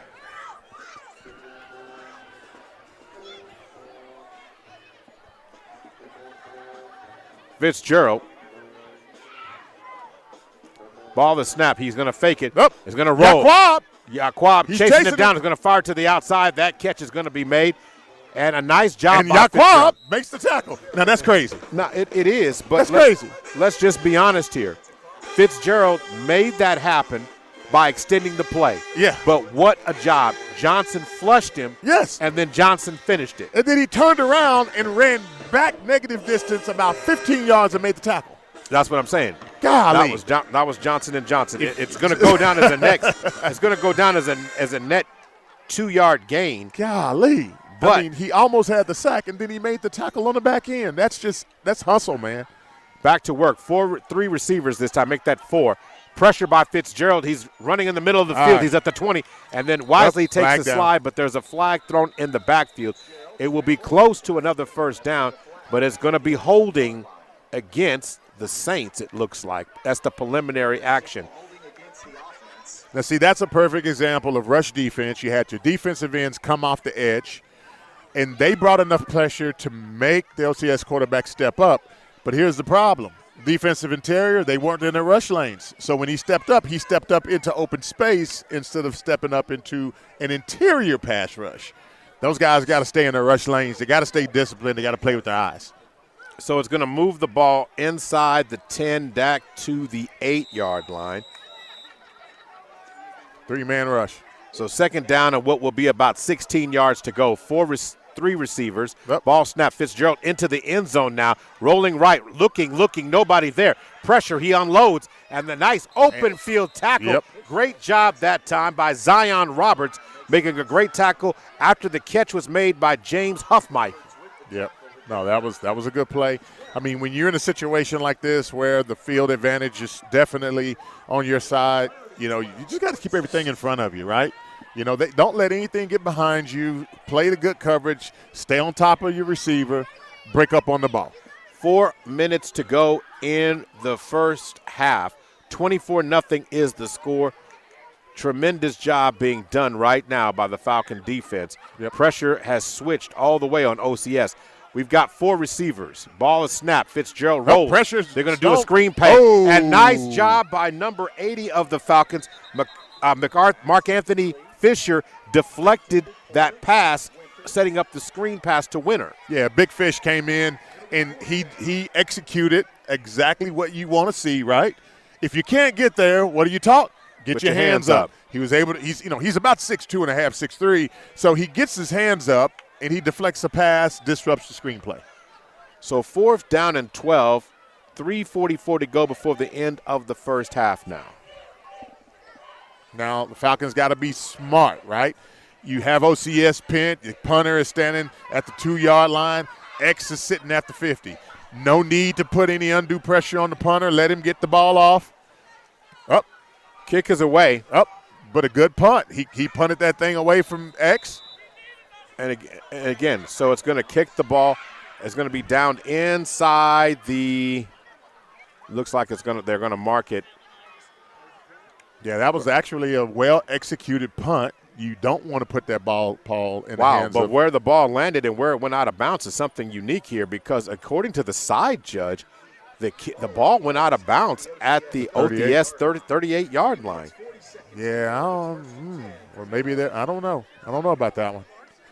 Because I thought the punt was a lot longer than that. I thought it was a lot longer than that, too. So, again, from our vantage point, it's somewhat hard to tell. Yeah. But first down and 10. 2 back. Ball is snapped. This time it's going to be a quarterback sweep. And CJ's running right up the middle and putting pressure down inside the 30, down to the 29-yard line. A gain of 8 yards, maybe 9 on the play. So, nice run there by CJ. Taking the ball down to the OCS 29-yard line. Gain of 9. Second down and 1. 3:16 to go. Trips left. 4 receivers. You said trips left? Yep. CJ in shotgun formation. Falcon offense comes set. Ball is snapped. This time up the middle goes Anthony Keys. And Keys. Helmet comes off. Helmet comes off on a high tackle, but nonetheless they're going to take the ball inside. And they blew it dead before his helmet came off, so I think he gets to stay on. So he's going to be marked down. No, he's coming off. Okay. Marked down inside the 25 at the 24-yard line. So it's going to be a Falcon first down on the Anthony Keys play down to the 24. So that means probably Buford's back in the game, and he does. Yeah. 4 receivers. Ball is snapped this time. Going to swing the ball to the outside, and that pass is incomplete. Flag down. Multiple flags on the play. Yep, I think we're going to get offsetters. As Gray Franklin was covering Xavier Thompson on that side. Yeah. The DV definitely got there a little early, but I think we also have a holding penalty on this side as well. So. Yeah, I think we're going to get a holding penalty on Big 3, on Big Jamar, and Xavier Thompson is going to get a pass interference call, PI call on his side, so we're going to get offsetters. So offsetting penalties is what that would be. Yep. And we'll replay the down. That's why we're having a huddle.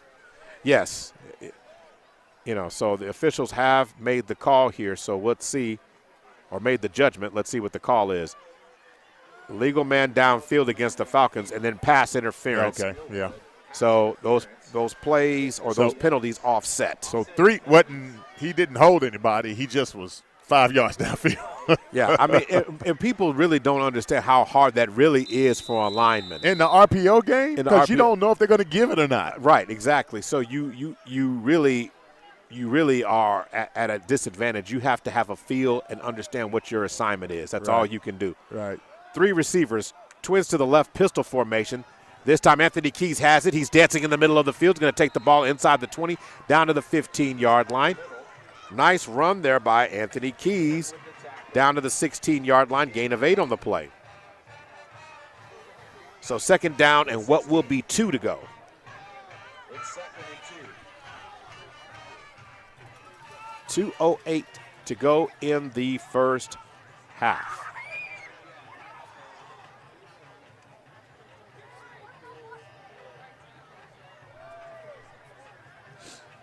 Three receivers, twins to the left, 2 backs in the backfield. CJ looks left, has a receiver. And it's going to be pass interference call. It'll be pass interference as contact was made by Gray Franklin against number 11, Donovan Knight there. Yep. No, I get it.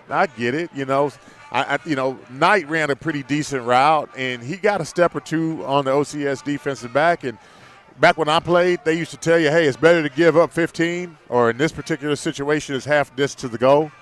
It's better to give up 15 than 6. And so you do what you got to do. You say, hey, if you got to grab or whatever to save a touchdown, keep a touchdown from happening, make them line up, snap the ball again, that's just simply what you do. All right, so Coach Franklin has declared what he wants on the play. So pass interference. Yeah, they're going to go half the distance here.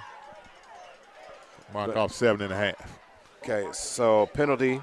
First down. Pass interference is going to spot the ball inside the 10 at the 8-yard line. Going to work again. CJ flushed out the pocket, looking for the pylon. And he steps out. He's going to step out of bounds inside the 5. I think they're going to say he got there at the 3, maybe the 2. Yep.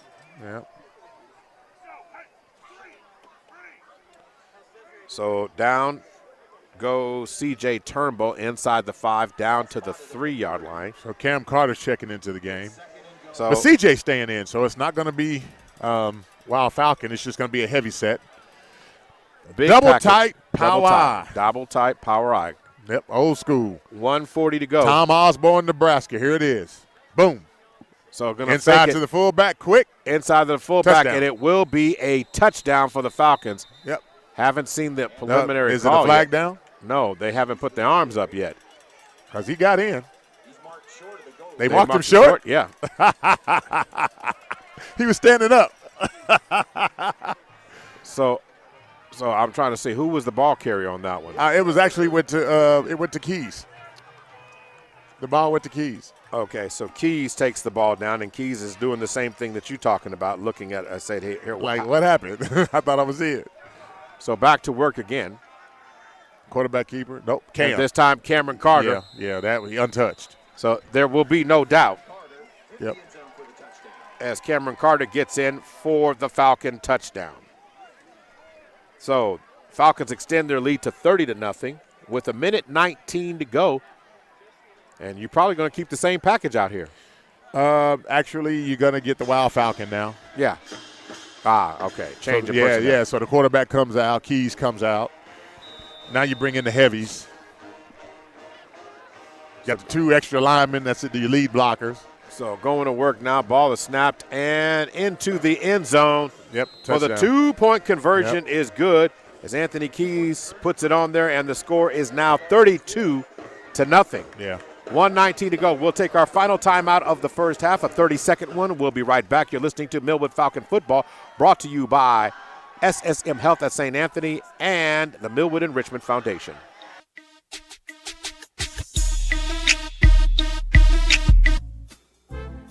Oklahoma City, I'm Miles Perry, and who wants to win $10,000?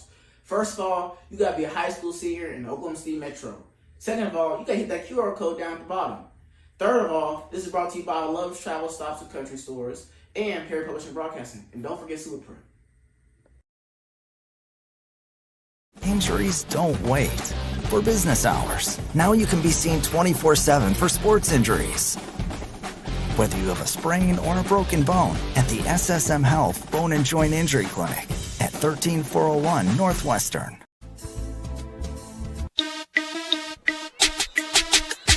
Welcome back. 32-0. Time for a Super Prep recap. Falcons on that drive, 6 plays, 38 yards, and another touchdown. 6-yard line. Winters catches it at the 6-yard line. He's at the 20, cuts up the middle of the field. Yep, flag down. And will be brought down at the 25 on the return. So there is a flag down. Waiting on what the call will be.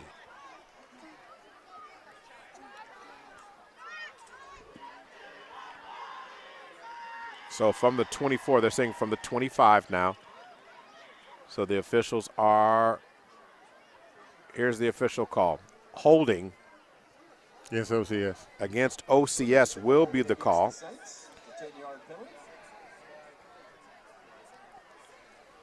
So the holding penalty will move the ball back inside the 15, back to the 14-yard line. But it will be 1st and 10 for OCS from that spot. So 1st and 10 with 1:10 to go. Fitzgerald in shotgun formation, 4 receivers, 2 split on either side. Ball on the left hash. Fitzgerald gets it. Faking inside the jet trap. sweep. So inside trap, a nice move to the outside. Nice misdirection. Good gain on the play by tackle. Atticus Sage. Great play call there, Bertana Roof staff. A little bit, just when you thought that they were just going to pack their bags and might go into halftime, they said no. They still got some work that can be done as they take the ball beyond the 20 out to the 23-yard line. Bryce Morris on the tackle. I'm thinking that's Peanut's little brother. I think that's Peanut's little brother. Wow, he's grown up. 2nd down and 1. Officially 30 seconds to go. No, that's not. That's 3 Houston. receivers, twins to the right. Ball is snapped. Fitzgerald fakes it. Going to roll. Pressure being applied. He's still dodging pressure. Going to decide to take off and run him. There's a flag on the play, and he runs out of bounds with 14 seconds on the clock, but it's going to be coming back. This time it's going to be holding against OCS. The holding penalty. Foul took place just inside the 20 at about the 17-yard line, so likely going to move the ball back inside the 10. So we'll see here if that's what the officials mark off. 14 seconds. Yeah, Big Fish got held on the edge over here.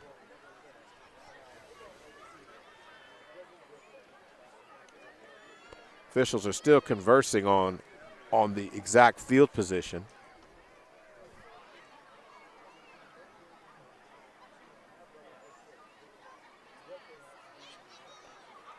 Undoubtedly, there's still some discussion on this. So what do? We go and get another receiver.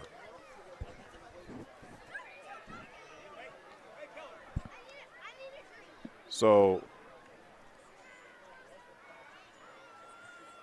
okay, so they're going to mark it off. Carter Ray, okay.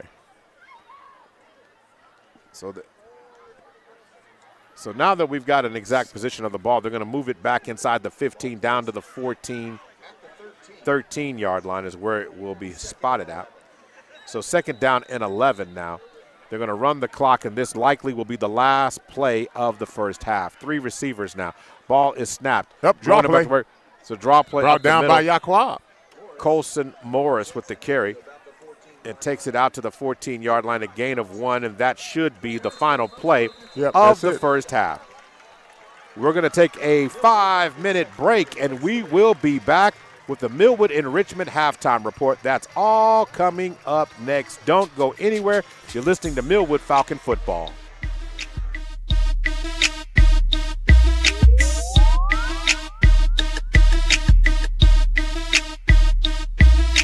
Attention, if you owe money to the IRS, this is an urgent message. The IRS is cracking down by sending out heart-stopping letters, aggressively garnishing paychecks, seizing bank accounts, and putting liens on homes and businesses. They call it enforced compliance. And you better watch out, because penalties and interest on unpaid taxes compound daily, making it seem impossible to ever get out of debt. Don't let tax debt destroy your life. You need to call Optima Tax Relief, the #1 tax resolution firm. They are experts in the Fresh Start Initiative, one of the biggest breaks that the IRS has ever offered. If you qualify, you could save thousands. Optima's resolved over $1 billion of tax debt for their clients. They have an A+ rating with the Better Business Bureau and will fight to get you the best deal possible. Call Optima now for a free consultation. Call 800-279-6822. 800-279-6822. 800-279-6822.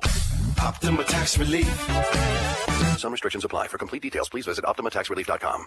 The new 2024 Mitsubishi Outlander, Oklahoma's best kept secret and most affordable luxury SUV from David Stanley Mitsubishi. Want Lexus luxury for pennies on the dollar? Sign and drive the new Outlander. 0 down, $399. No payments for 6 months. 10-year warranty. And yes, on credit. Ready to save? Come see Dave, the $399 Outlander. Only at David Stanley Mitsubishi. Several available, 4.99 for 84. WAC through dash. Price 27,243. Dealer retains all rebates.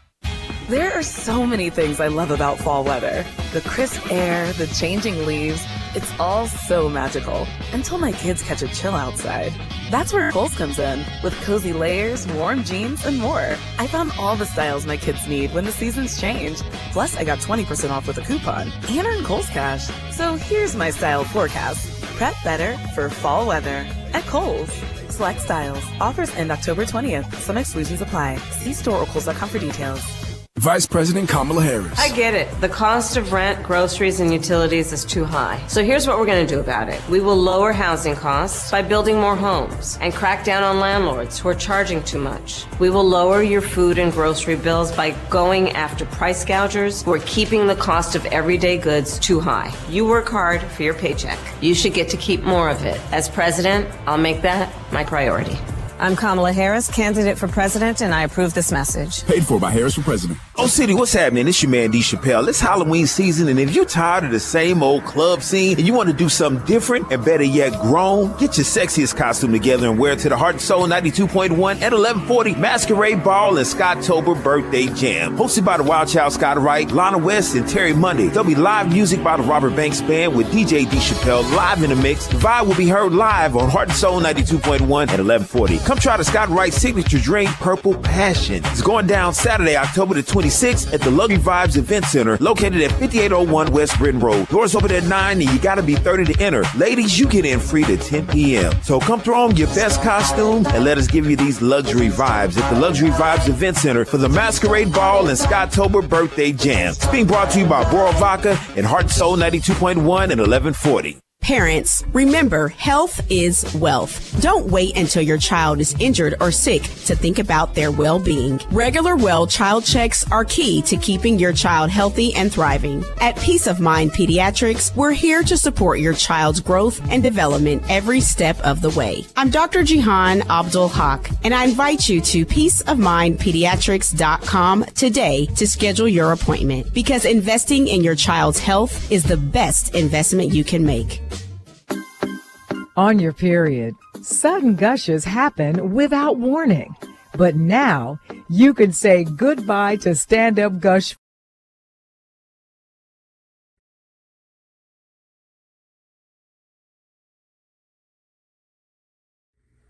Oklahoma City, I'm Miles Perry, and who wants to win $10,000? First of all, you got to be a high school senior in the Oklahoma City Metro. Second of all, you got to hit that QR code down at the bottom. Third of all, this is brought to you by Love's Travel Stops and Country Stores and Perry Publishing Broadcasting. And don't forget Superprint. Guys, check out these awesome and stylish suits. Unbelievable quality at these prices. We've got a wide range of styles, from classic and timeless to colorful and trendy designs. Whether you need a suit for a special occasion or just want to look sharp, we've got you covered. We are GQ Fashion's fine menswear. Visit us in Oklahoma City at Northwest 23rd and I-44. Come find the perfect suit for your next event.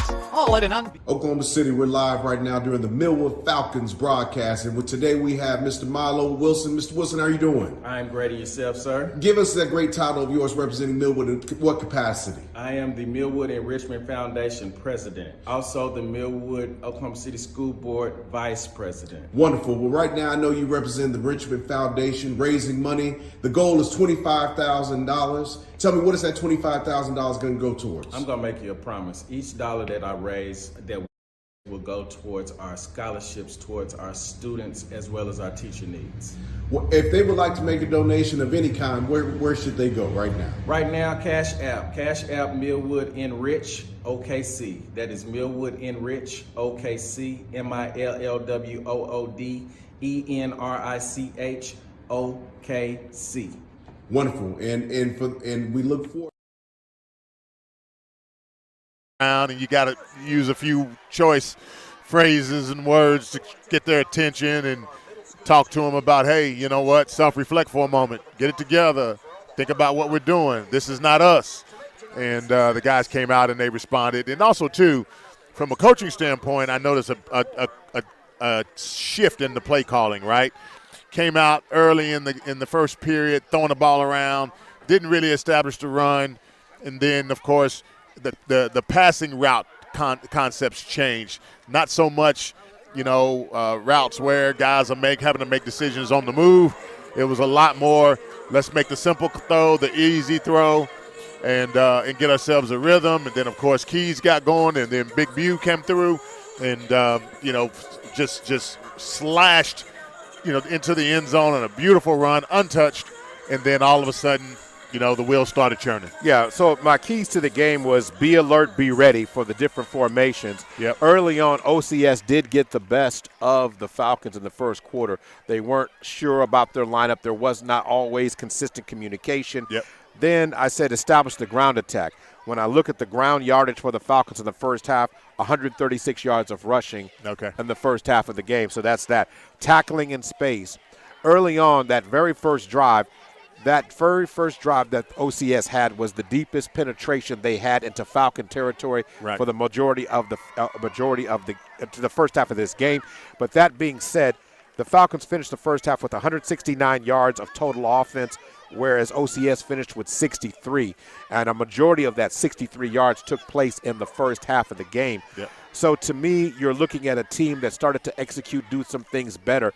So when I look at all my keys to the game, I think I deserve an A tonight. I mean, normally you real quick to grade me down. No. I tell you what, though, I was worried about you in the first period, though.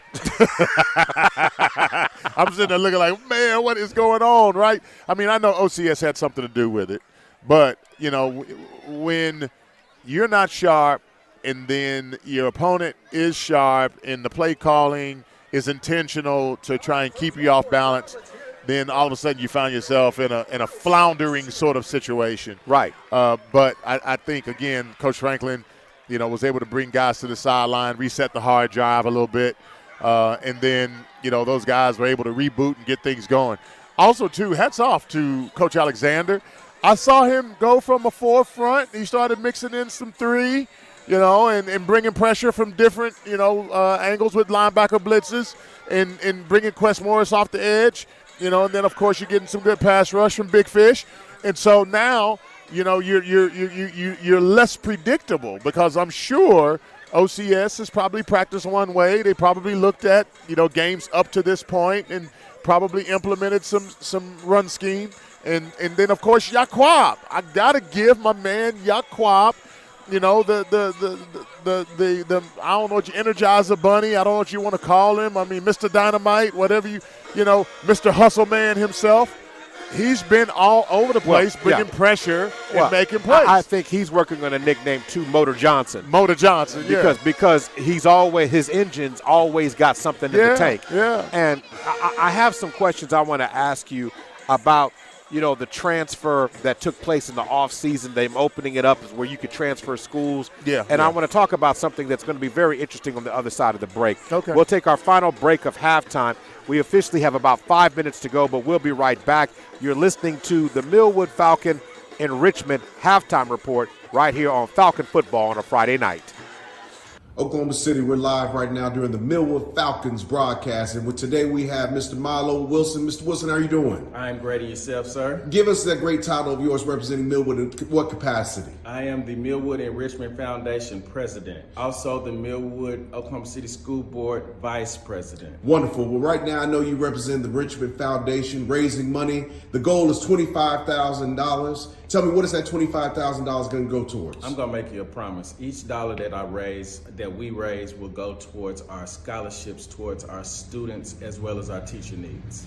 Well, if they would like to make a donation of any kind, where should they go right now? Right now, Cash App Millwood Enrich OKC. That is Millwood Enrich OKC, MILLWOOD ENRICH OKC. Wonderful, and we look forward to seeing everyone reach that $25,000 goal, and you have a great day. Thank you, thank you.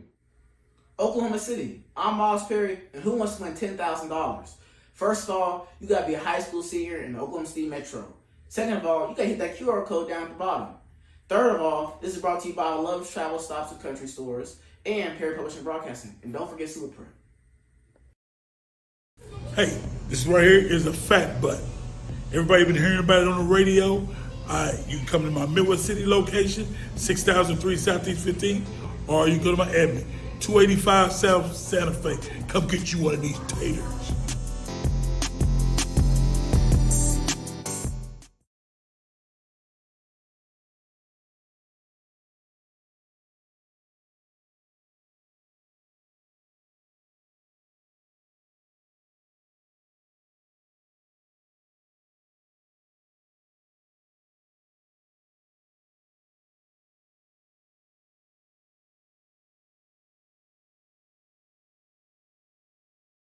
razor bumps, or shaving irritation. Gillette Skin Guard, huh?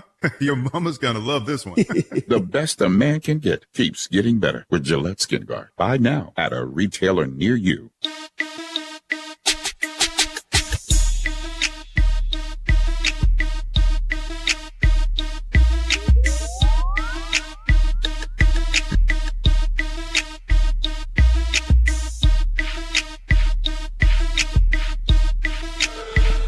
Welcome back to the Millwood Enrichment Foundation. Millwood is raising another goal. It's not $25,000 this year. They want to raise $35,000 for Millwood students and teachers to help them further along with their education. It's not going to the athletic department. It's going to help student athletes and students and teachers at Millwood. It goes into helping with some clothes, helping with some educational tools, helping them with getting some transportation to and from. These are some things that students nowadays need, and the Millwood Enrichment Foundation is doing a great job of that, Gary. Most definitely. You know, people oftentimes think about, oh, well, if I donate money to Millwood, it's only going to go to athletics. Ladies and gentlemen, let me just make this announcement. Under the leadership of our athletic director, Coach Shannon Hayes, he's also the director of operations of the school, our athletic department is pretty much self-funded. Pretty much self-funded. So the money that is raised through the Enrichment Foundation is going directly to students, and it's going to help them with opportunities that they would not otherwise have.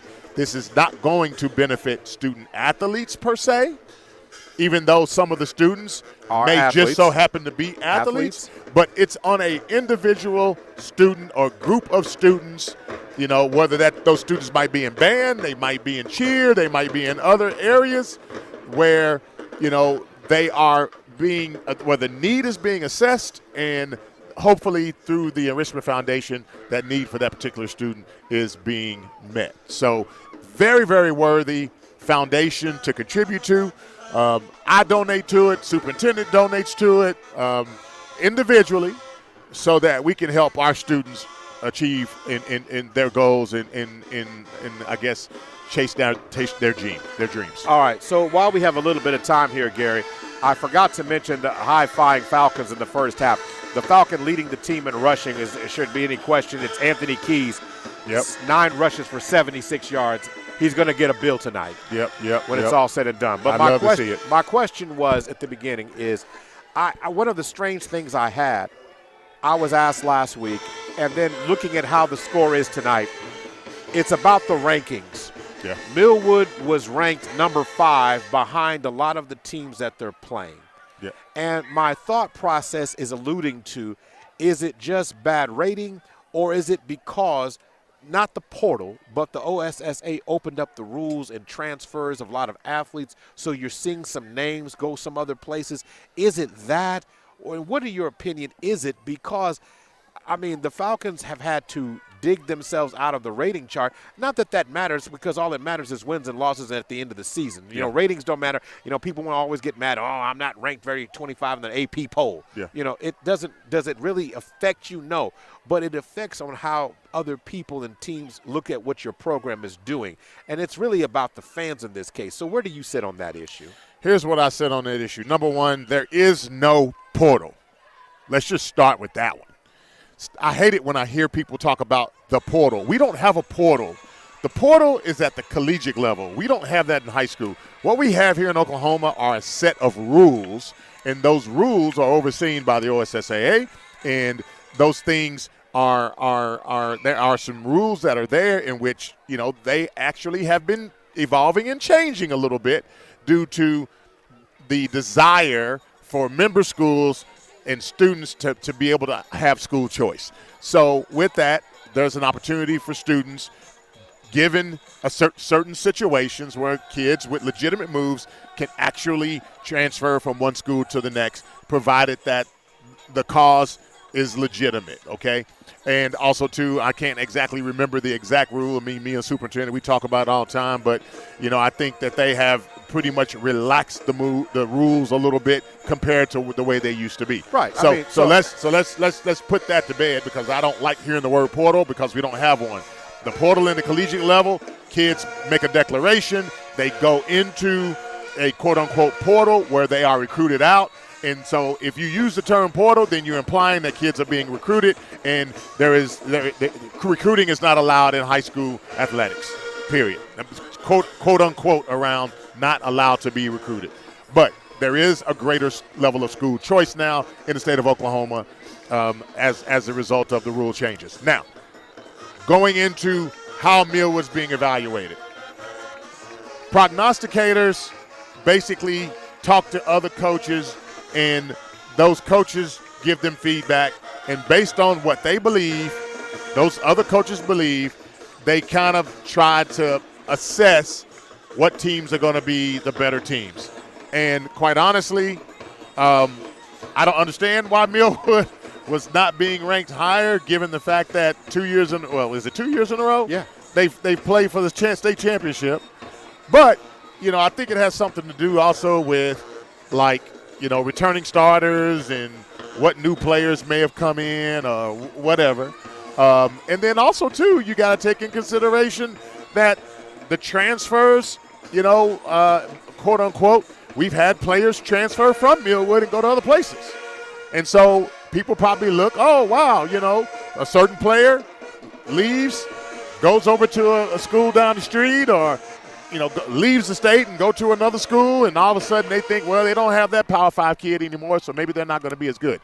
Well, you know, people don't understand that at Millwood we have a lot of talent. So, you know, because you haven't seen it doesn't mean that it's not there.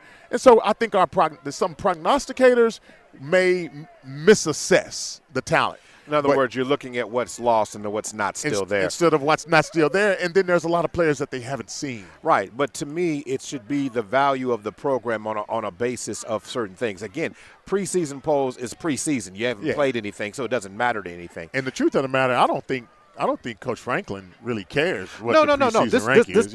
This was strictly, as I said, about the fans. Right. Because the fans are the ones that make as you say, who misstate whether it's a portal or it's the rules. Yeah. They call it that.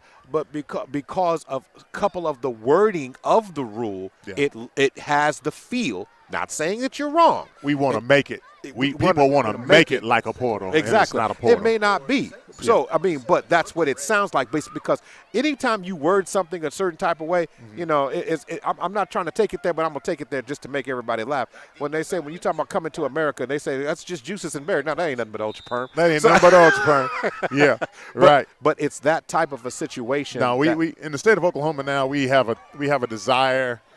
The powers that be are big on school choice, and so as a result of that, we have a relaxation of the rules, and now we have things opened up to where students are allowed to transfer. But I do not like the term portal, because in NCAA or NAIA college athletics, the transfer portal is something that you enter into that players can be recruited out of.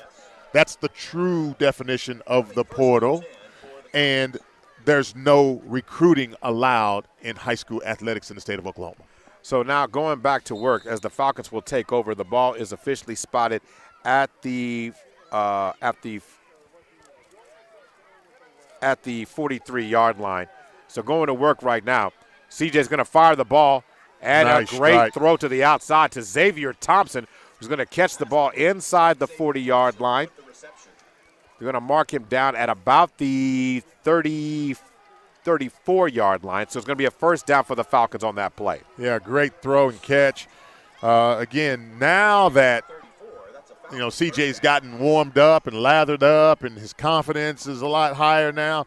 Now he's throwing on the run a little bit, and he's throwing strikes. And that's something to talk about. So now going to work, there's a flag on the play. He's going to take the ball inside the 25 down to the 23-yard line.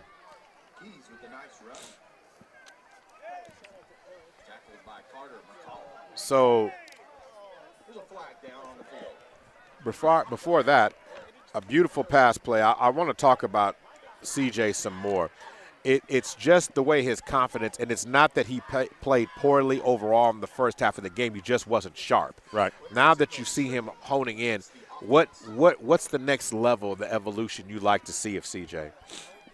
CJ has the ability, and he's showing flashes of it now as being a dual threat quarterback.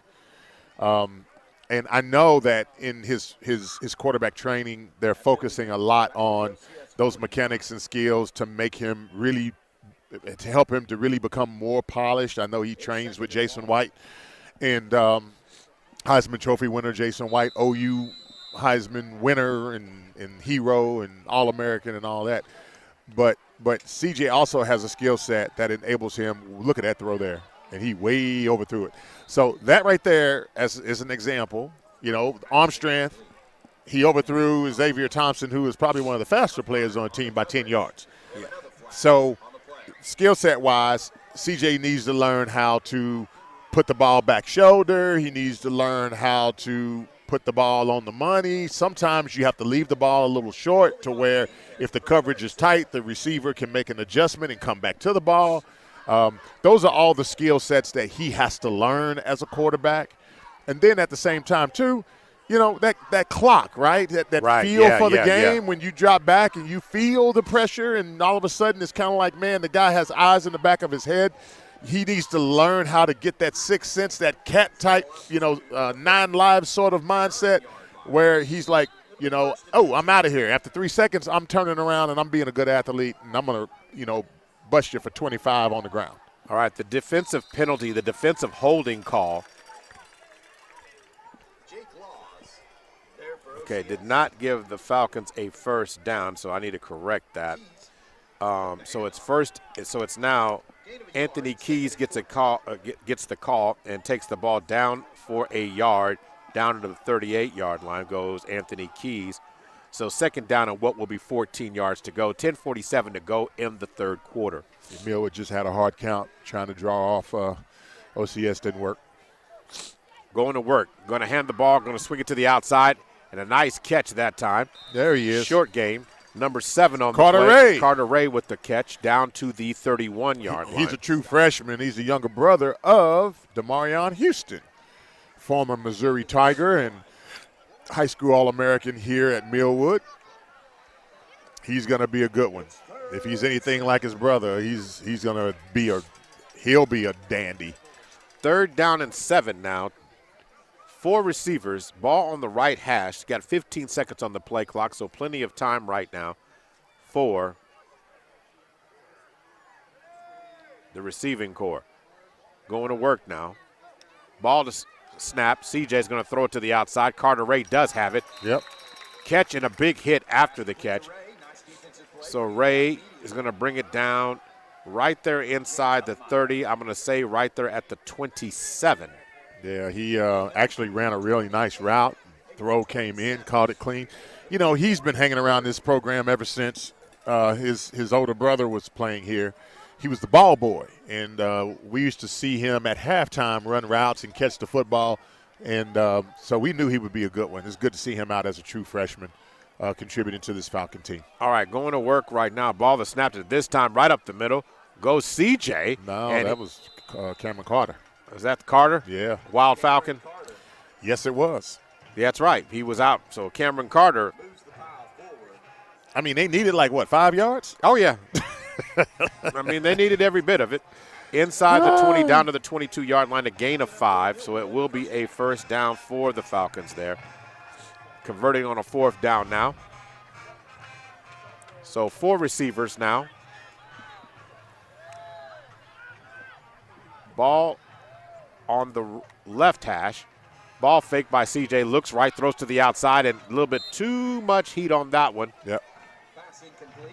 By Cameron Carter. Yeah, not Cameron Carter. I mean, pass incomplete by CJ there. Right, and he was intended for Carter Ray. And Carter Ray, yeah. You know, that ball landed out of bounds. A little too much. 8:50 to go in the 3rd. 32-0 is the score. Maurice Prince and Gary Woods on the call on a Friday night football. Here, glad that you're with us on Heart and Soul 92.1 and 1140, and you can watch the game live on PPBC TV. Thank you so much. All right, jet sweep. Xavier Thompson trying to bounce it to the outside. Now he cuts it inside, and Xavier slips a little bit, but he's going to be brought down at about the 17-yard line. A gain of 5. I thought he was going to fake in and then try to bounce it out, but he went back inside.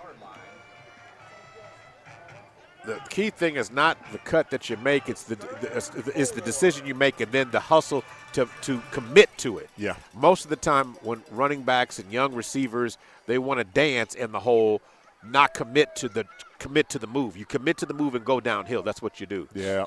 4 receivers now. You're going to put the ball in play. CJ feeling the pressure, unloads it this time, and tries to hit Xavier Thompson coming across on a drag, but that pass is incomplete, so it's going to be 4th down now. So let's see what Coach Franklin decides to do here. Pass was intended for Xavier Thompson.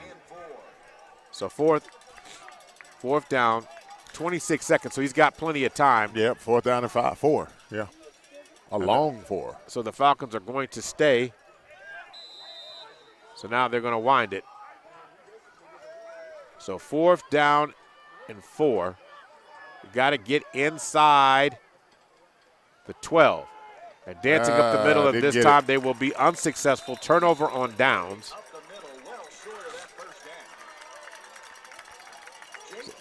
So Keys with the carry. So not getting too much on the real estate category. Down to the 15, a gain of 2 only. Turnover on downs, it will be Saints football. So now the defense will get out here for the Falcons now. And we'll see if the Saints have any energy and what kind of mojo they want to come after this game with.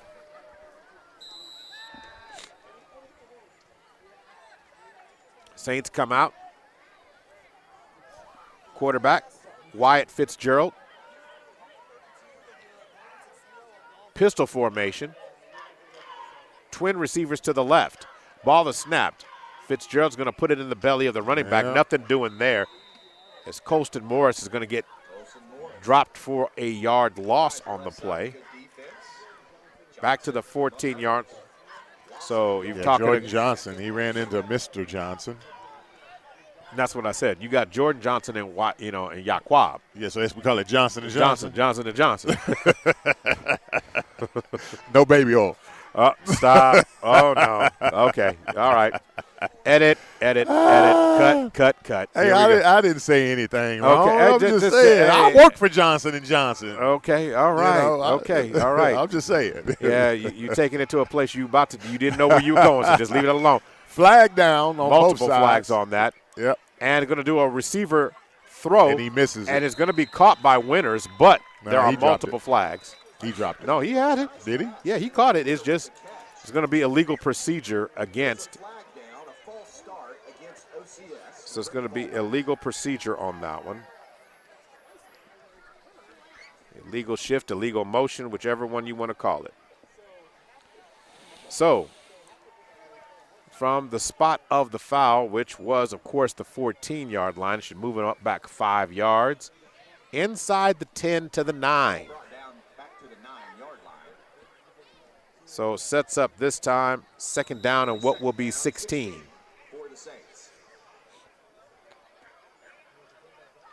So the Saints are still trying to, they got 16 seconds, but they got to get themselves organized. All right, they've come set now. Oh, okay. Yeah, see, shifty. All right, so they have 4 receivers. Trips to the right side. 1 second, they snap it. Fitzgerald gets it off. And before things get started, looks like it's going to be a timeout called by OCS. And with that being said, we'll call a timeout on our own. You're listening to Millwood Falcon Football, brought to you by the Millwood Enrichment Foundation and SSM Health at St. Anthony. Hey, this right here is a fat butt. Everybody been hearing about it on the radio. You can come to my Millwood City location, 6003 Southeast 15, or you can go to my admin, 285 South Santa Fe. Come get you one of these taters.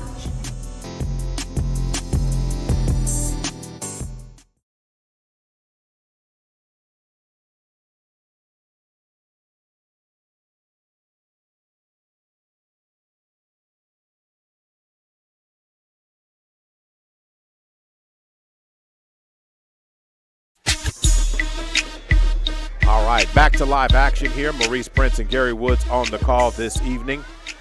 You know, Gary, this is Falcons are up 32-0, 6:46 to go. And we start looking at, scores across the state and going to look at those over the high school scoreboard of what we've got tonight.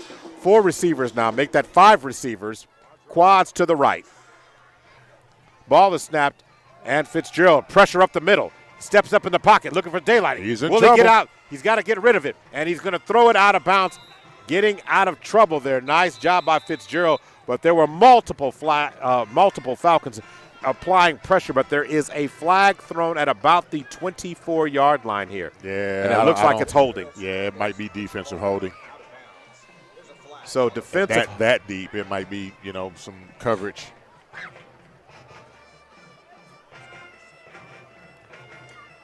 Yep, defensive holding on the Falcons. So defensive holding against the Falcons this time will give OCS it won't be an automatic first down, depending on the spot. So it's going to move the ball up to the 19-yard line. Got to remember, defensive penalties in high school football does not automatically give you a first down. Yeah, second down and 6. So second down and 6 is what we're looking at now. Going to work, back to live action right now. 3 receivers. Inside slot, Winters comes in motion across the formation, and they're going to throw it out in the flats. Nice job, nice play this time, as Colston Morris is going to make the catch and take it out to the 40-yard line, but there are multiple flags on the play. Well, I tell you what, no one picked the back up out of the backfield. That's always, concerning. So it's a legal procedure again against OCS. False start against the offense will bring the ball back. Ball will be spotted at the 14. So it's going to move the ball back inside the 15, back to the 14-yard line. So they got to get the personnel right, OCS does. They're switching things around a little bit. So we're going to repeat the down, so it'll be 2nd down and 11. Going to run the same play again. Ball is snapped. This time pressure comes up and a throw to the outside. This time the Falcons are covering it, but this time could not bring Morris down. And multiple flags on that play. And at the end of it, a little bit of testiness. The Falcons, and again, on multiple flags come in after that.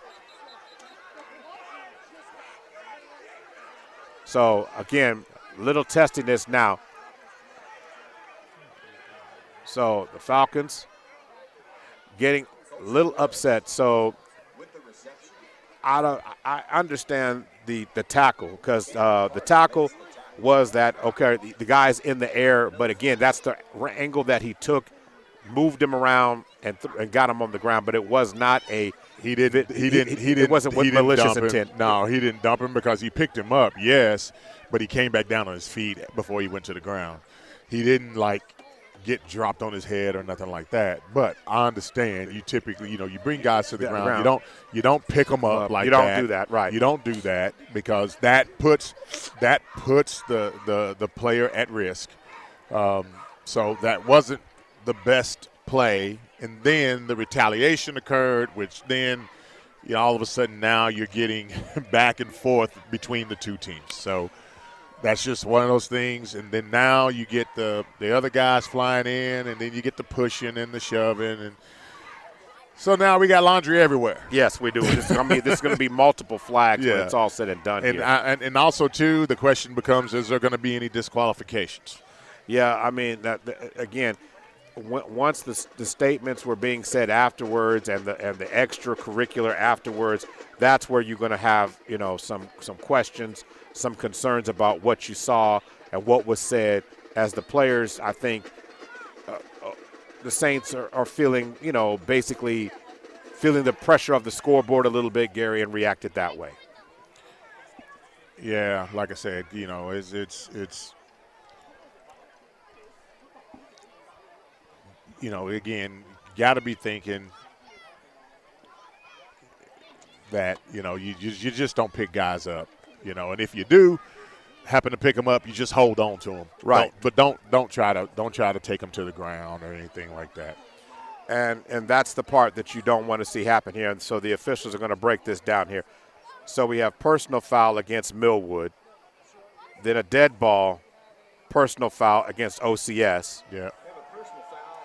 So going to call offsetting penalties, and it's going to remain Are there any disqualifications?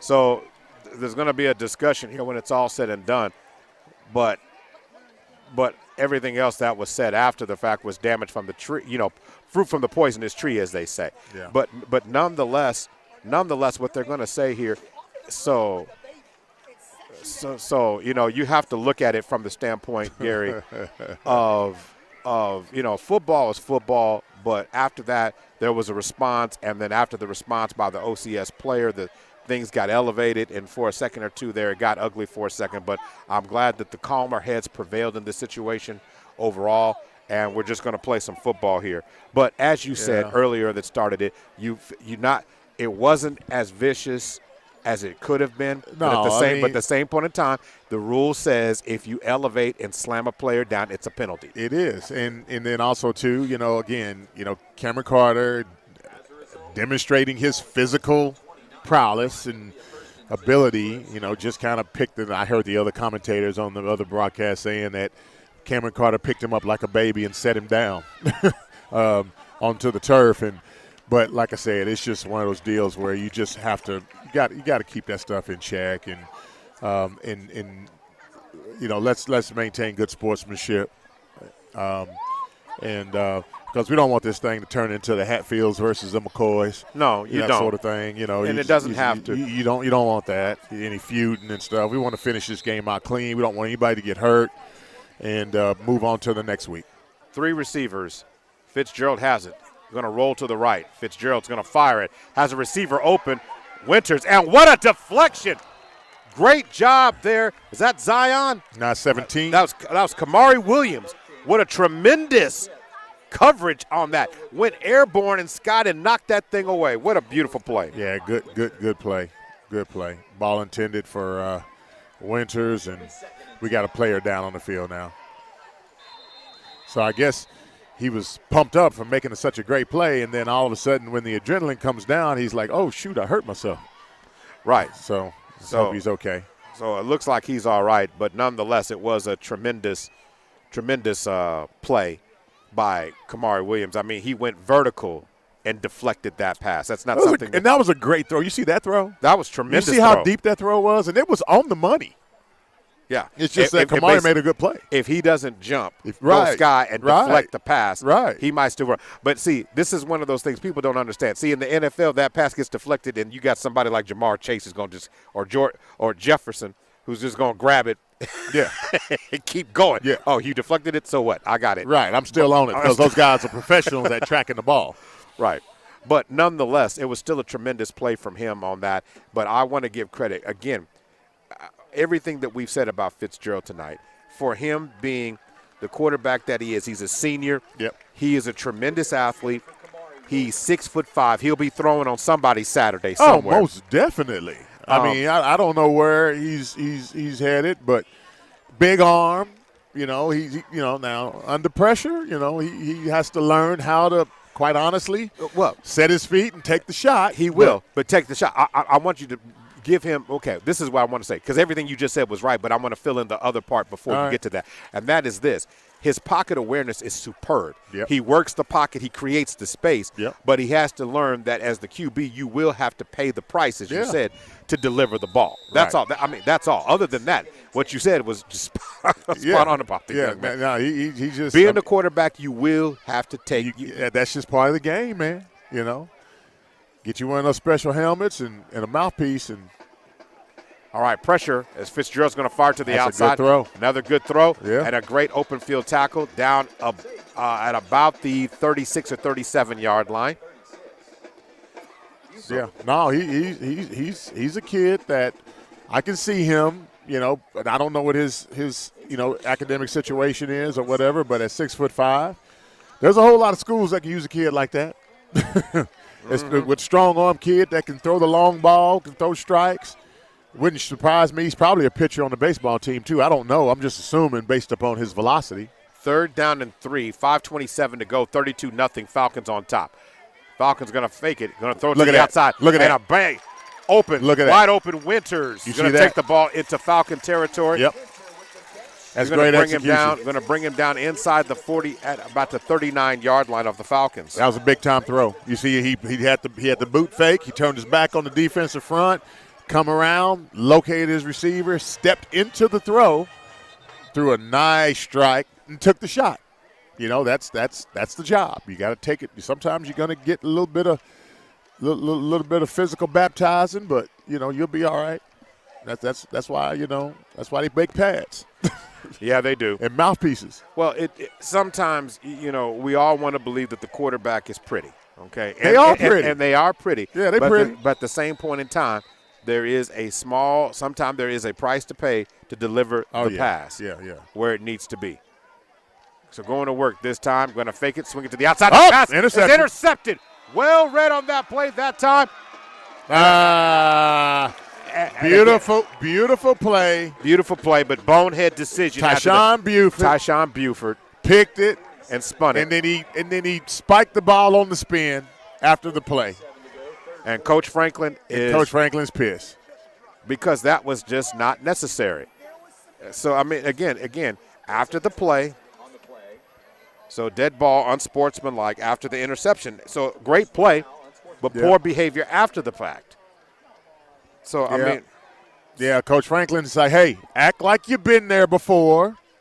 And Buford is a college safety, okay? I mean, he really is. But instead of us getting the turnover,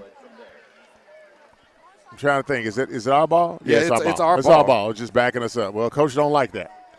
And with 4:57 left in the third quarter, Coach is like, hey, man. I mean, after an amazing read. Yeah, it was amazing. He jumped the pass, the whole 9 yards, but he had to, a little self-aggrandizement.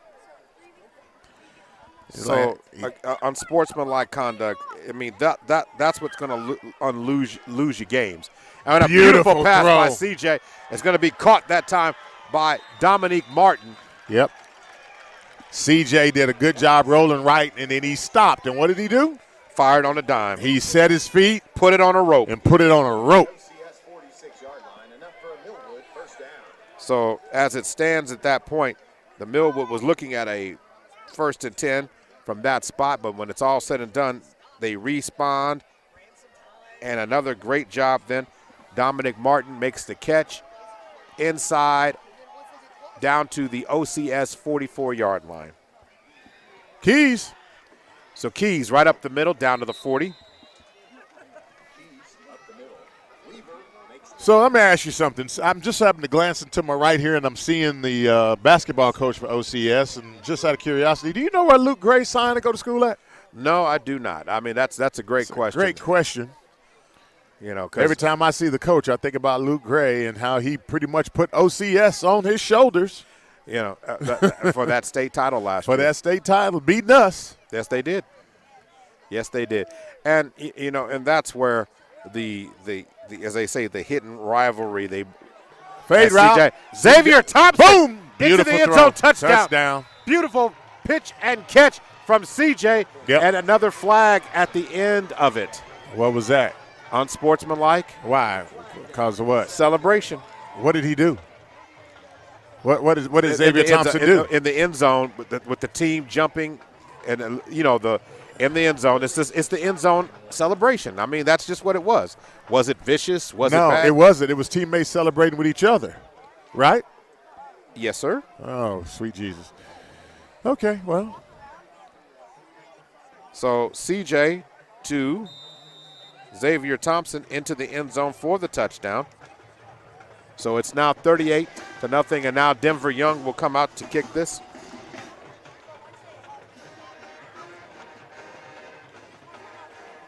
Good snap. And it ricochets. It goes through. It goes through the net. So Denver Young gets it through.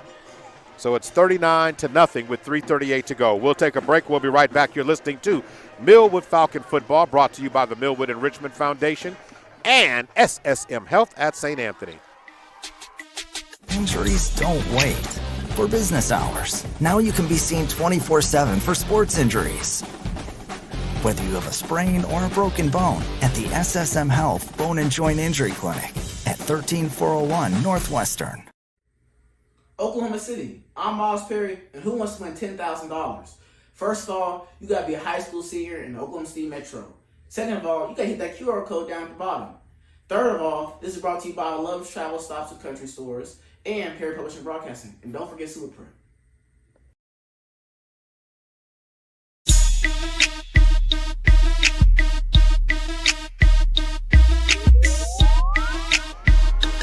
Welcome back. Welcome back. Time for a drive recap, sponsored by Super Prep. 3 plays, 68 yards as the Falcons score. Super Prep, great for finding hidden gems in your city, state, and nation. High school talent, college talent, all over. Super Prep, you can find it on all social media platforms at Super Prep OK. Oh. So, an illegal procedure penalty will be coming this way as Denver Young put it out of bounds. Yeah, Denver kind of got around the side of that ball there. Kicked him a spinner. And it ran right out of bounds. Mm-hmm. So it will be 1st and 10 from the 35-yard line. Or they're actually going to move it out to the 40-yard line. So it will be, the ball will be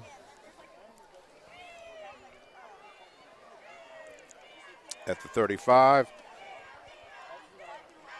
And then we're going to have a penalty for,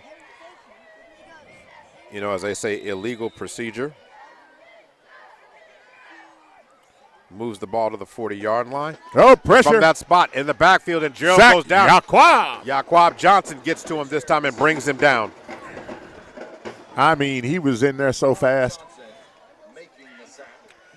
So going to bring him down inside the 40, back to the, looks like the 37. Yeah. No, yes it is, or no, it's not. It's the 32. I mean, Yaquab is like I don't even know how to call it. His sense of urgency is just amazing. How quick he is. Like, now you see me, now you don't. Exactly. You know? And that's what this young man can bring. So 2nd down and 18. 3 receivers, ball snapped. And Fitzgerald. Sack, and the ball is loose. And it looks like he was able to fall on it. Quest Morris and Yaquab. So, going to move the ball inside the 30 this time on another sack. So Quest Morris, Quest the missile. Timeout, officials. So the officials are going to call timeout. Looks like we had a player who's slow getting up. And that 53. Looks like 53, the looks like Casper Ivy. Cooper Ivy. Let me get the name right. He's walking off on his own power, but gingerly. Very gingerly. Loss of 4 on the play. So it's going to make it 3rd down and what will be 22 yards to go now. 39-0, 2:25 left in the 3rd period. So, what if you're in that OCS huddle, what are you thinking? Well, what you're thinking right now, and I'm going to say this, and it sounds condescending, but I'm not intending it to be. Jones was shocked last week by what occurred. Right. OCS has that same body language. Yeah, but I don't think they're shocked. I don't think they're shocked by it. Okay, so what would you describe? They knew this was going to happen if they let it get out of hand. I mean, you see Jones come in and Jones, if you just looked at the tape of that game and was like, golly, I mean, because there were play after play after play, Maurice, where it was just like, gee whiz. But let's just be honest here. When we start talking about this, Gary, I think shock is an appropriate word here for the simple fact of your expectations and what you were been able to do. Now, again, is who OCS played as impressive as what Jones played? No, Jones played a tougher situation. But on the other side of it is when you thought you could hang and then you look up and you're not on the board, or like Jones was last week, I think it's a little bit of a shock. They did not expect this. When the missile was tagging Jones last week and disrupting their offensive continuity with those plays he's doing, and then you've got Yaquab and Johnson doing it again. You know what I'm saying? Yeah. I just don't think a lot of teams were expecting this from these smaller guys to be as dominant as they are. Fitzgerald finds a crease. He's at the 30. He's at the 35, at the 40-yard line, and wisely runs out of bounds. Good decision by him. But that's why I use that term. Let me say this. Okay, yes, please. Correct. As a coaching staff. Okay. If you – and I've been on coaching, many of them, where you have. Where we've looked at a team, and, of course, first of all, you're not stupid. You know you're playing against Millwood, and you know that, okay, Millwood's going to bring a team, right? We're going to bring a team, and we're going to bring a band and a band, right? And both of them are going to be pretty good.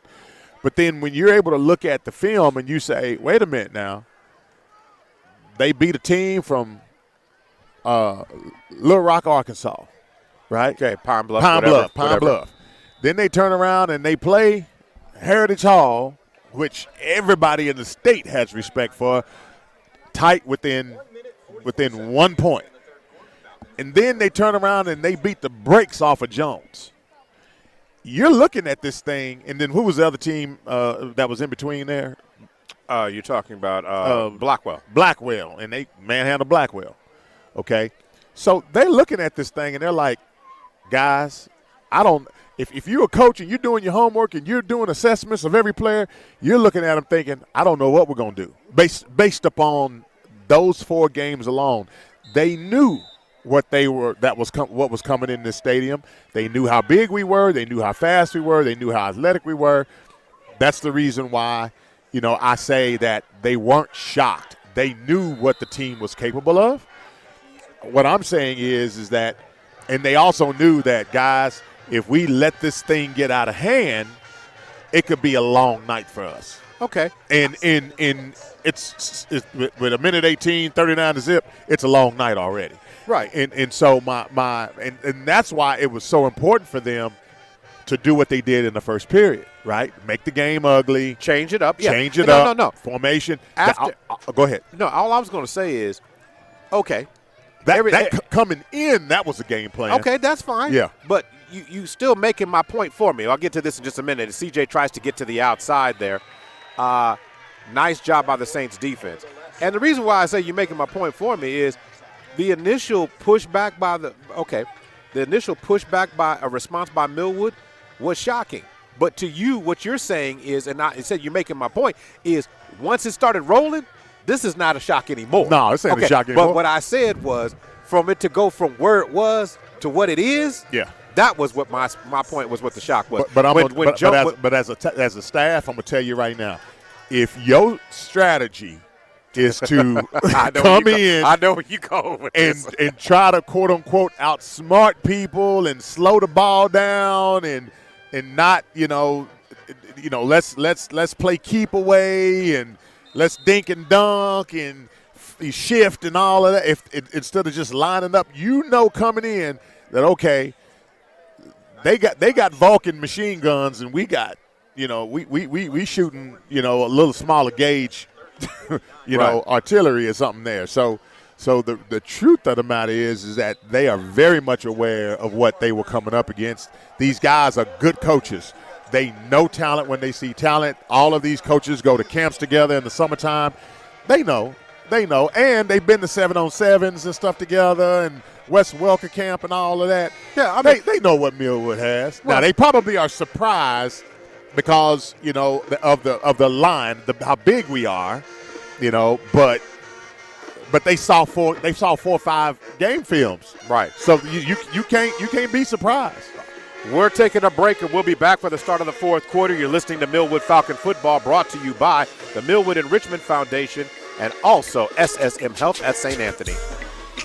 Injuries don't wait. For business hours, now you can be seen 24/7 for sports injuries. Whether you have a sprain or a broken bone, at the SSM Health Bone and Joint Injury Clinic at 13401 Northwestern. Oklahoma City, I'm Miles Perry, and who wants to win $10,000?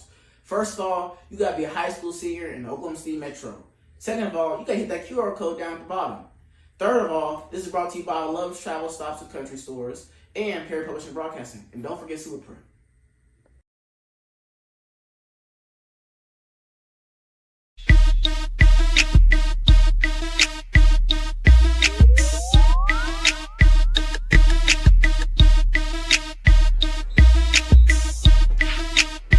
All right, back to live action. Start of the fourth quarter. 1st and 10 for the Falcons. Ball is snapped.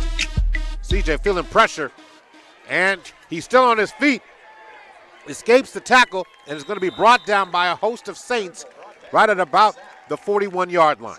Yeah, he was trying to step out of it, and I could hear a coach saying, "Get down, CJ, get down," because they don't want him standing up and get somebody come in and hit him and get him twisted up, and now, he's out the game. So glad he was able to get down and avoid a direct shot. But, yeah, I mean, everybody knows about Keys. Everybody knows. Now, people are probably surprised by Buford, but everybody knows CJ. Right. He's been there too long. He's the first freshman in school history to lead a team to a state championship. Everybody knows that. 4-year starter. They know what 6'2", strong. Everybody know who he is. 2nd down and 19 is what the Falcons are staring down now. 11:32 left to go in the game. Single back. H-back comes in motion across the formation and lines up. They fake the pitch, going to throw it. Boom. And Buford has it. And Buford is fighting himself ahead. Yep. It's going to be brought down near midfield, right about the 50-yard line. So Sage is going to bring him down with the tackle there. I'm going to say they're going to mark him down at the 49-yard line, gain of 8. Nice job by by Buford just to be able to muscle that ball up to the 49-yard line after making that catch there. Yep. And then Millwood's offensive tackles, okay, combined weight over 600 pounds. Okay, guards, combined weight over 500 pounds. 4 receivers, trips to the right side. CJ in shotgun formation. Ball is snapped. CJ drops back. Going to throw it to the outside, and good job, but I'm actually a good job by the Saints defense. But if Donovan Knight doesn't continue to run the route, that could easily have been a pick 6 there. Yeah, it could have. He basically competed for the ball. Good job by Knight. You know, sometimes in certain situations, a receiver has to turn into a defensive back. So looking at this overall,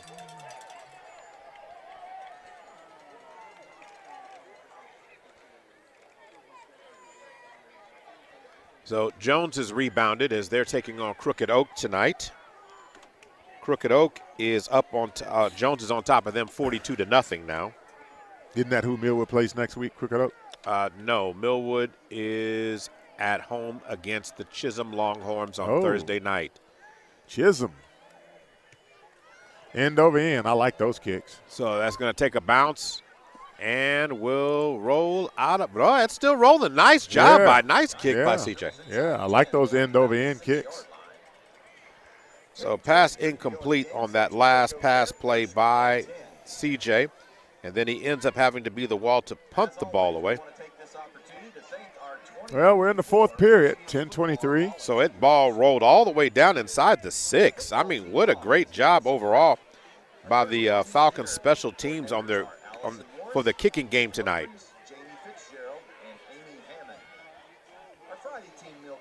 So it's 1st and 10 from that spot. So over here, 39-0, 10:23 to go. So they will start their offensive possession now. Gary's Fitzgerald's basically going to be standing on the goal line. Yeah. That'll make you nervous. So going to work right now to the outside. Fitzgerald's going to take it on his own. And Cameron Carter, amongst others, run over there and bring him down as he tried to get to the outside edge. So maybe a gain of 1 from this vantage point. So no gain on the play. 2nd down and 10. Trying to think, is Carter a senior or is he a junior? No, he's a senior. He's a senior. Got him listed as an athlete. Yeah, but anytime you put ATH by a player, you have a dangerous player if he commits to one. Yeah. I'm curious to see what school he goes to. I tell you, I mean, he's probably about 6 foot, 5'11", every bit of about 230. Going to work right now again, and a nice run. Looks like a quarterback. So Sage taking the ball to the 9, a gain of 3. I mean, and he can play. We can play offense, play defense. 3rd down and 7. You know, even though I think that when he gets to college, he'll be an inside linebacker or a fullback. He kind of reminds me, and again, it's kind of unfair. What's my man from OU, Kenneth, the middle linebacker from OU, Kenneth? He was drafted by the Atlanta Falcons. Oh, you're talking about the Kingfisher? Kenneth Murray. Kenneth Murray. Oh, okay. Going to throw it to the outside. Yeah, Kenneth Murray is, yeah.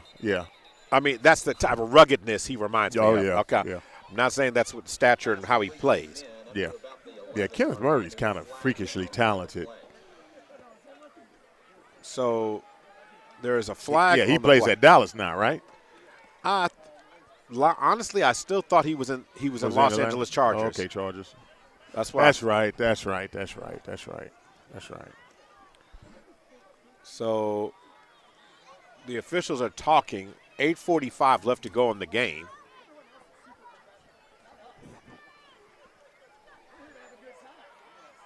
Waiting on them to kind of break up the huddle here.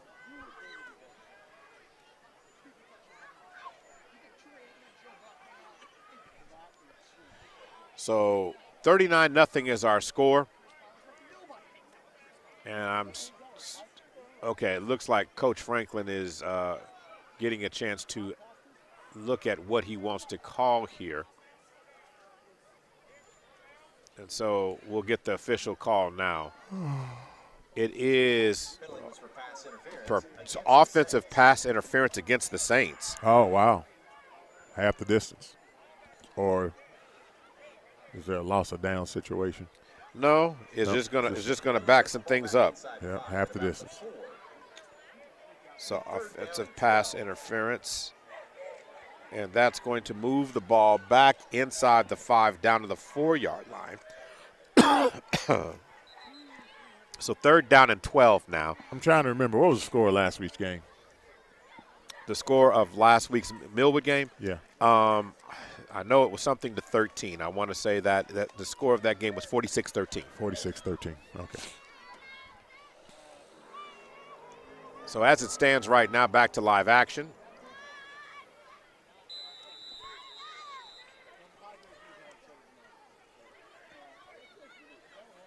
Ball is snapped, and this time Fitzgerald got pressure. Is he going to escape? He got rid of it. Throws it to the outside, or they're going to say safety. So it's going to be a sack in the end zone for a safety. Wow. Yaquab. Wow. A safety in the end zone. He threw the ball, so what did he do, step out the back? Yeah, I guess he had to have, because from our vantage point, we can't exactly see that. Right. But nonetheless. But he threw the ball as he was moving, so the only thing that he could do is maybe step on the end line. On the back, yeah. Yeah, back of the end zone. So 41-0 is the score. Well, so fans are starting to leave. Well, here's my thing. While we have this time and before they kick this off, let me ask you a question. So Sure. What are your thoughts on the Red River rivalry coming up tomorrow? OU Texas? Yes. I declined to answer because I don't want to mess up our viewership. But Texas is #1 in the country for a reason, and they're playing like it. So you're expecting them to own it tomorrow? Is that what you're saying? I think it's going to be a good game. Oh, you do? Yeah, I'm going to watch it. I'll be watching it. Okay. Yeah, all I'll right. be watching it. Coach Woods will be up at the camp in my RV with my smart TV and my Wi-Fi. I'm glamping. I ain't really camping. I'm glamping. We're gonna cook up some brisket and some ribs and some potato salad, and have a couple of choice beverages. And, cold, I presume. Yes, some sweet tea. And we're gonna make some chocolate chip cookies and eat some ice cream for dessert. Yeah. Yeah, just all the fellas. High end, beautiful, overhead kick. Beautiful. Oh, And he better pick up on it. And getting the ball at the 43-yard line or 42-yard line. So Martin the second with the tackle on Xavier Thompson. Not Xavier Thompson. That was Dominique Martin. Yeah. Who caught that return. And so it will be going to move the ball back to the 39-yard line. When you think about the SEC and all the teams that are in it and that have moved into it, I wouldn't have thought that Texas was going to come in on top of the charts with those group of players. They came in and Sarkisian's coming in making a statement, and we have a new quarterback in the game for the Falcons. It is number 9 on the play. That is, of course, Caden Johnson. So Caden Johnson hits the Jets. Gain taking the ball beyond the 45 to the 47-yard line. A gain of 8 on the play. And Caden Johnson is a good-looking kid. I actually saw him in the secondary a couple of series earlier playing a safety position. I was wondering, who he was, and so but he stands about 6'6", good-looking kid. Okay, going to hand the ball off this time to number 32. He's bouncing off a few of the defenders out there, and D'Angelo Robinson is the ball carrier now. Yeah, he's a true freshman. So Robinson. And Caden Johnson's just a sophomore.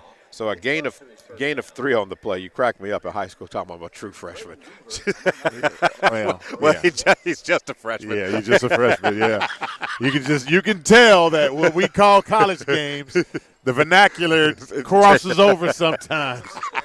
Because when we're like, if we were calling a game tomorrow, we'd be saying red shirt freshman. I got you. Red shirt sophomore, and fifth year senior. I just know somebody out there going, okay, well, what other what kind of freshman is there, Coach? I mean, hey, Hey, need to laugh a little bit sometimes. Yeah. So going to work, there is a flag on the play this time as Robinson with the carry. It's going to be brought down at the 49-yard line, but there is a flag on the play, and it's going to be illegal procedure on the Falcons. So illegal procedure or illegal shift, illegal motion. Against the offense, a 5-yard penalty, a move ball back. It'll be first and 15 from the Millwood 44. So that's going to move the ball back to the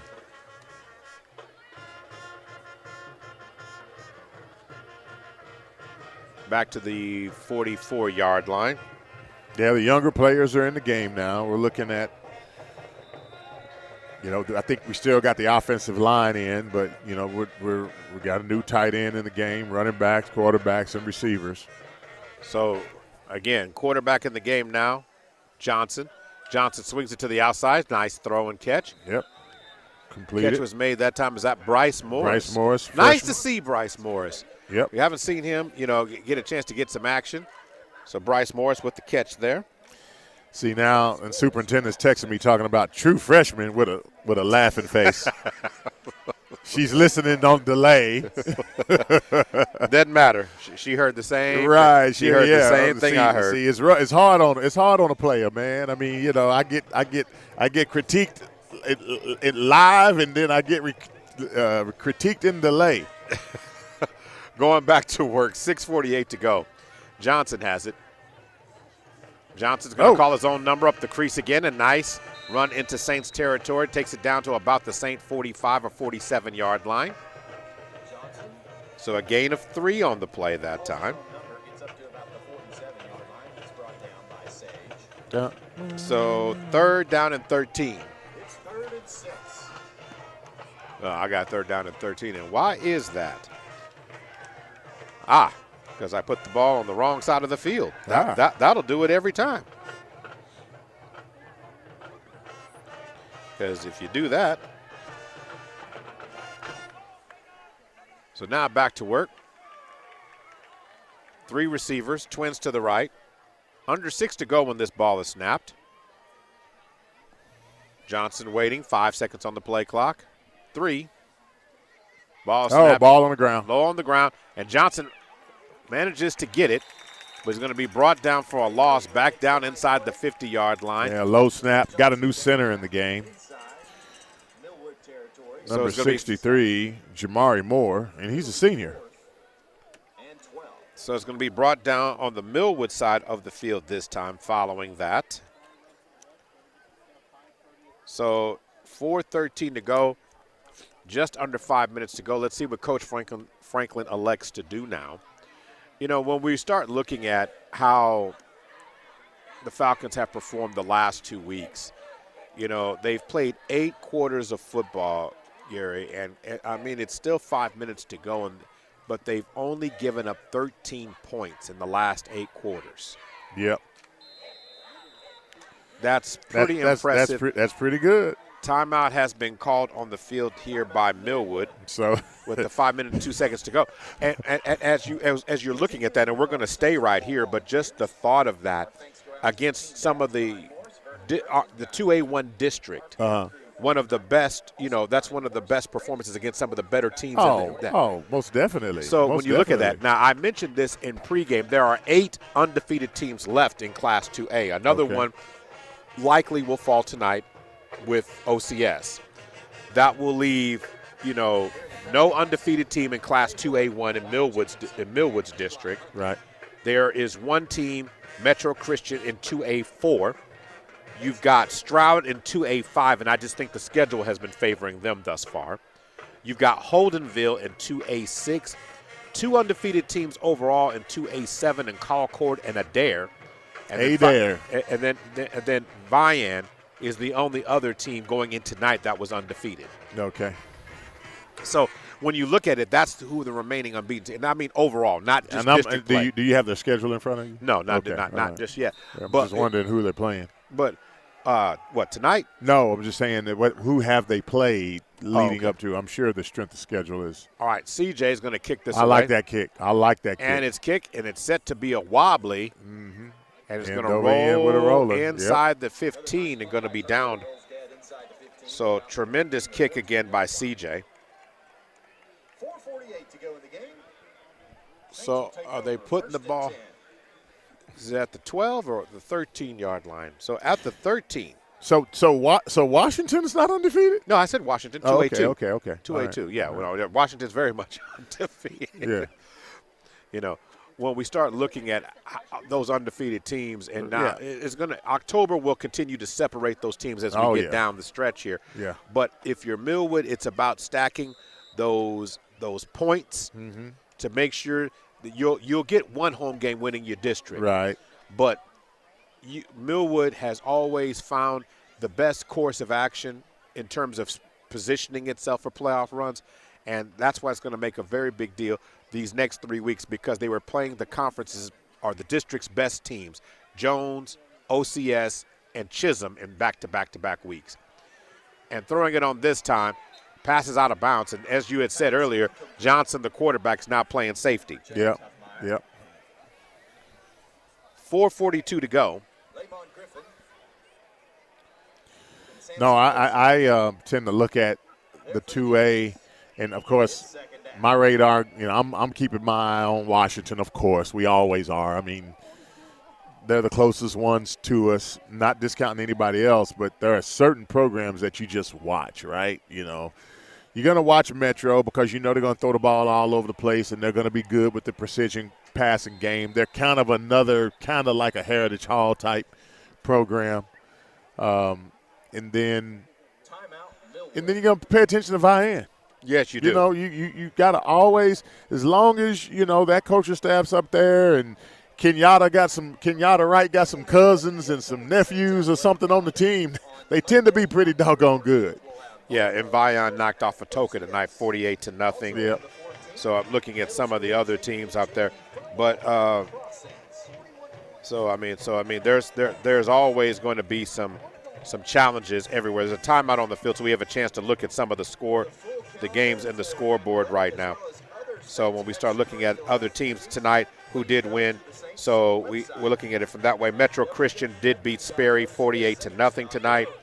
Another big win tonight for Chisholm, who Millwood will play next week. They beat Blackwell 49-6.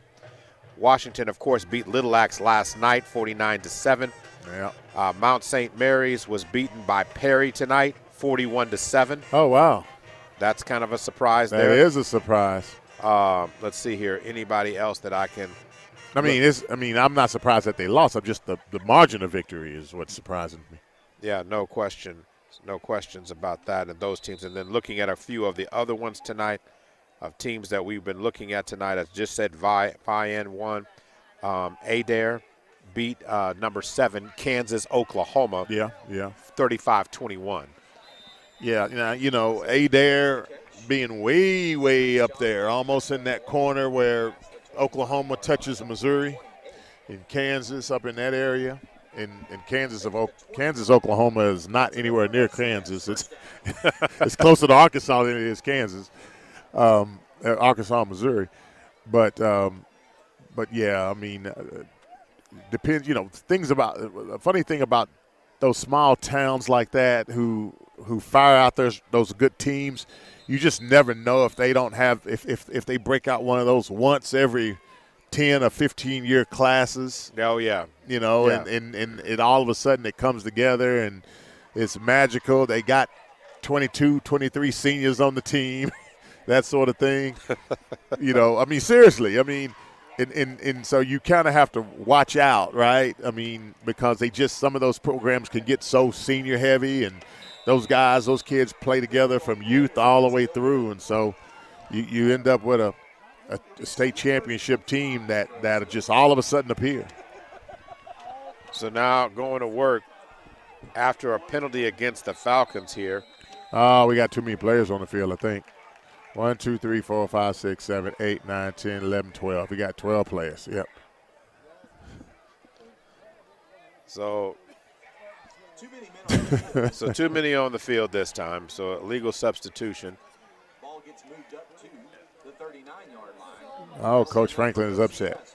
Yeah, because it's about, do you know where you're supposed to be? Again, the amount this Falcon coaching staff firmly believes in players paying attention and knowing what your responsibilities are. Don't worry about what the score is. Worry about what your responsibility is. And going to throw it in the flats, and a great pitch and catch this time, as Atticus Sage is going to take the ball into Falcon territory and going to be brought down right about the, I'll say inside the 35 down to the 31-yard line, 1st and 10 from that spot. So nice job by the Saints. So with a little under 4 minutes to go here now, it's a 1st and 10. Let's see if the Falcon defense wants to keep the shutout, or are they locked in? And I think that's what the Millwood coaching staff is looking at now. Yeah. Going to work now. Fitzgerald's going to swing it back over. Atticus Sage again on the swing pass. And Sage comes out of the backfield. Is going to get another OCS first down inside the 15-yard line down to the 11 for a first down. Yeah, I think Coach Franklin really is not as concerned as much about the shutout as he is just getting it right? Yeah, of course the he is. discipline, the focus, paying attention. You know, I think that's what he's really coaching towards. Let's just be honest. It's about football. Yeah. So he wants to know about football. Coach Franklin doesn't coach for positions and coach for shutouts and coach for this. He doesn't do all that. No. It's about systemically good habits, playing sound. Yep. Did you meet your assignment? Right. Did you make the checks? Because these are the guys that want to get the reps that the seniors are getting. These are the guys that want those type of reps. Yep. And he wants to make sure that if it's discipline that he's focusing on, if it's attention to detail, he's going to coach that up from top to bottom. It doesn't matter where you are on the depth chart. It's a standard. It's a standard. All right, going to work. Ball to snap. This time they're going to fake it. Going to roll it to the opposite side. This time throwing it to the end zone. And is it caught? Can't see. Touchdown. And it's going to be caught for a touchdown in the end zone. And it was actually a good throw and catch. To Eli Winter. And the Saints score a touchdown.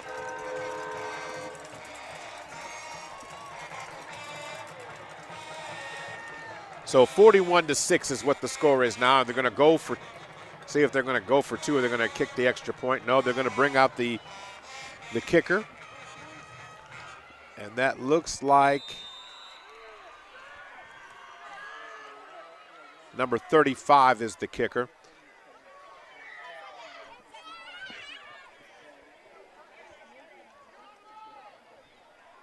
He lines it up.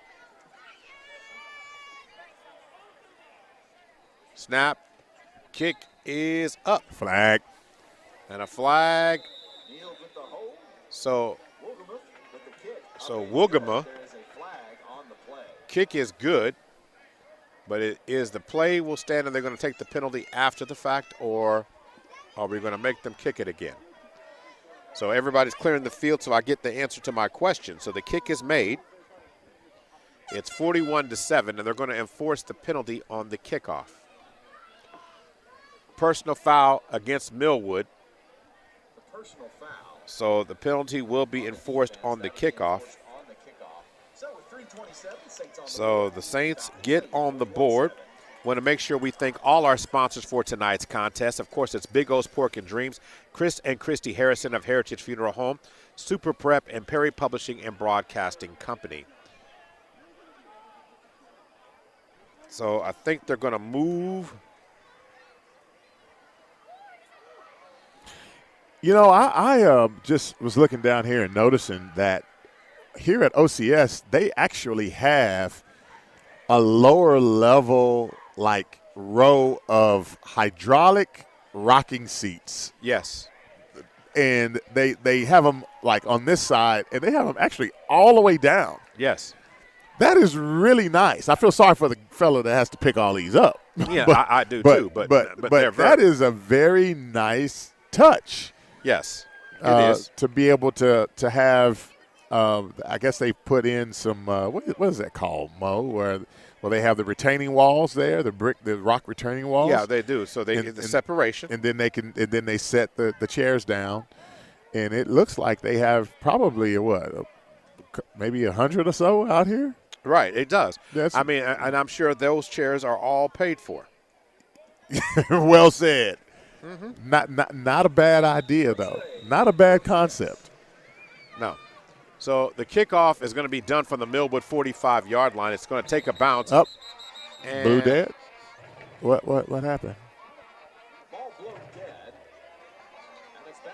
Did he call for a fair catch? Okay, yes, so it's a fair catch. So he caught a fair catch at the 17-yard line. Yeah.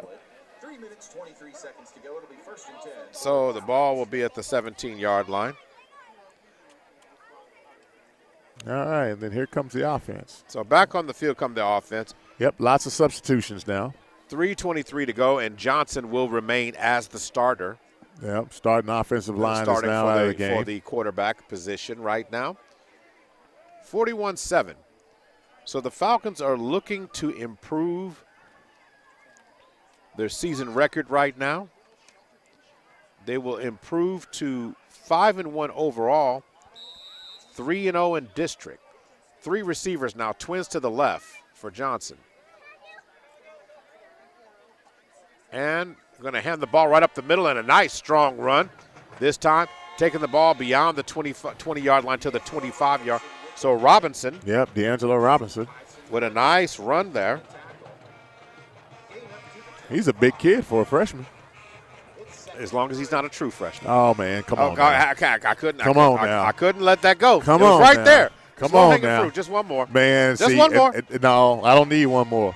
I just got a text message from a buddy of mine that was saying, "Oh, I see you over there broadcasting on the front porch." 3 receivers right now. Oh, Tim Giddings. Tim, my frat brother, and I didn't actually play with him. He was actually ahead of me, but Carter Ray with the jet sweep takes the ball around the edge beyond the 20 to the 25 to the 27-yard line. But fellow Langston grad. He's like, yeah, I see you over there, Gary, broadcasting on the front porch. Maurice and I are over here in the broadcast booth.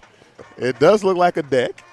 It kind of does, you know. It kind of does. I can't argue that. Yeah. Under 2 minutes and 15 seconds to go before the end of the contest right now. 41-7 Millwood in control. 3 receivers, twins to the right side.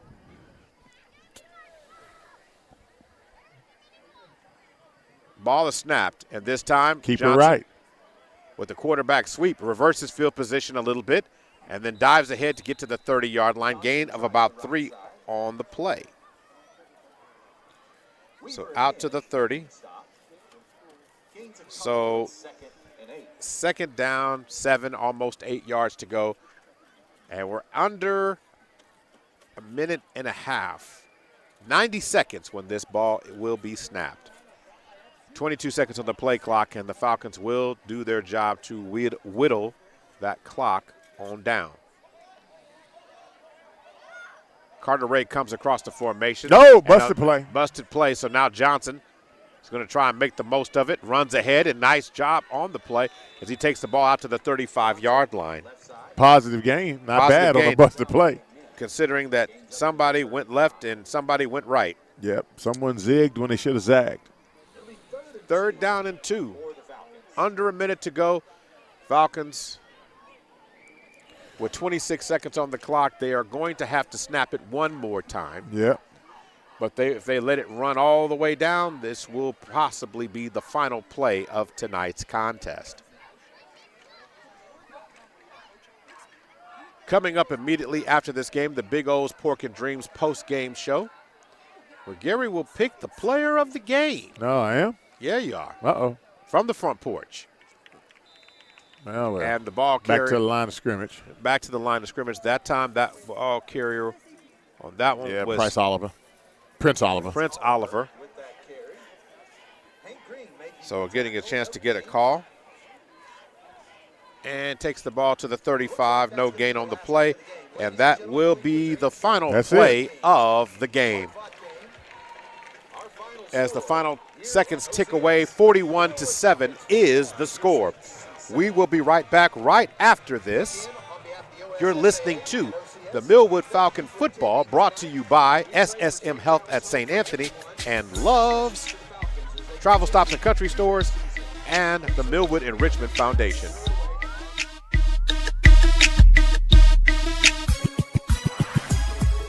The Ricky Smiley Morning Show. Right here is a fat butt. Everybody been hearing about it on the radio. You can come to my Millwood City location, 6003 Southeast 15, or you can go to my admin, 285 South Santa Fe. Come get you one of these taters. Oklahoma City, I'm Miles Perry, and who wants to win $10,000? First of all, you gotta be a high school senior in the Oklahoma City Metro. Second of all, you gotta hit that QR code down at the bottom. Third of all, this is brought to you by Love's Travel Stops and Country Stores and Perry Publishing Broadcasting. And don't forget Superprint.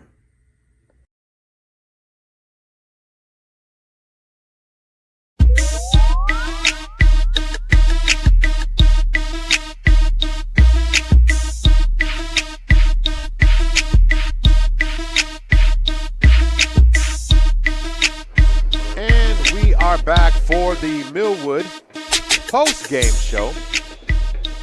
Maurice Prince and Gary Woods here.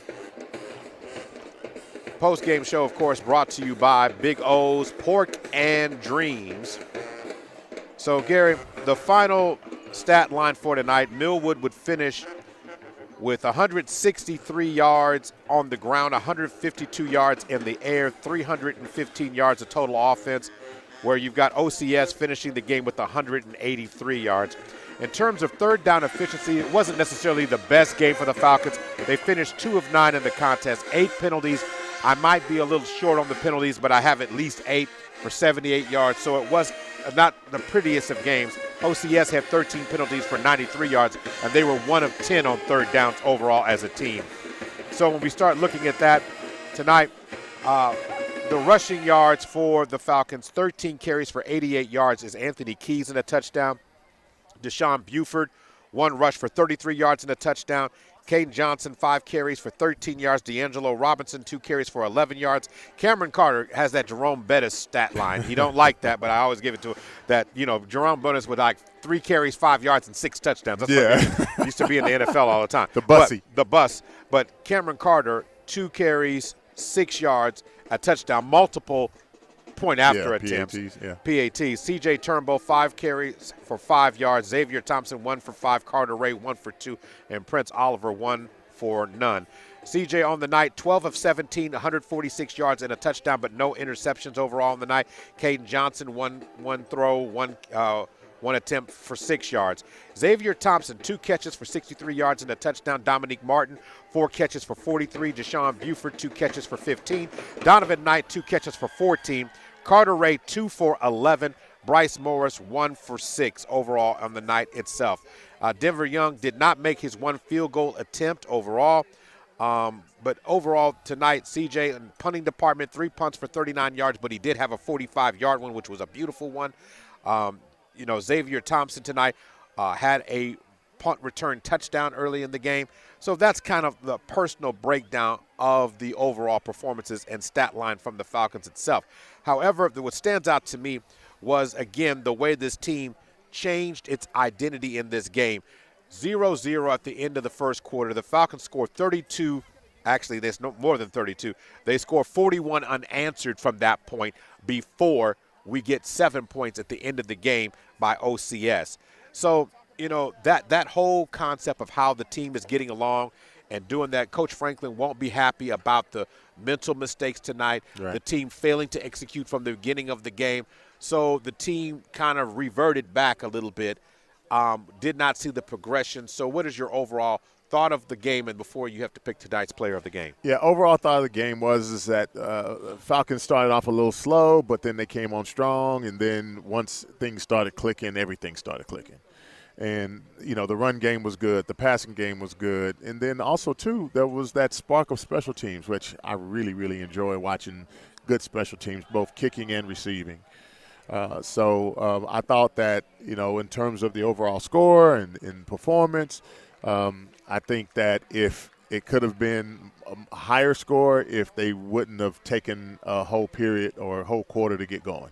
Right. So I would say that you know, again, this is another week for us to get better. It's another week for the Falcons to really look in the mirror and ask themselves, are we playing our best ball right now? And then go out and continue getting better. Now, the Falcons improved to 5-1 overall, 3-0 in district play now. So OCS on their side will fall to their first loss of the season to 5-1 overall and 2-1 in district play.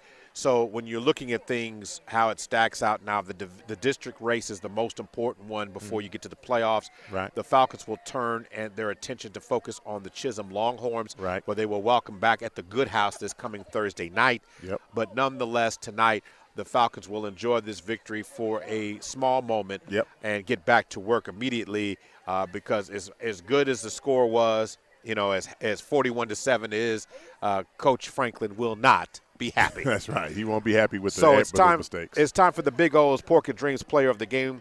Big O's Pork and Dreams is the best barbecue in Oklahoma City. If you have not had the famous Fat Butt Spud, you haven't lived life.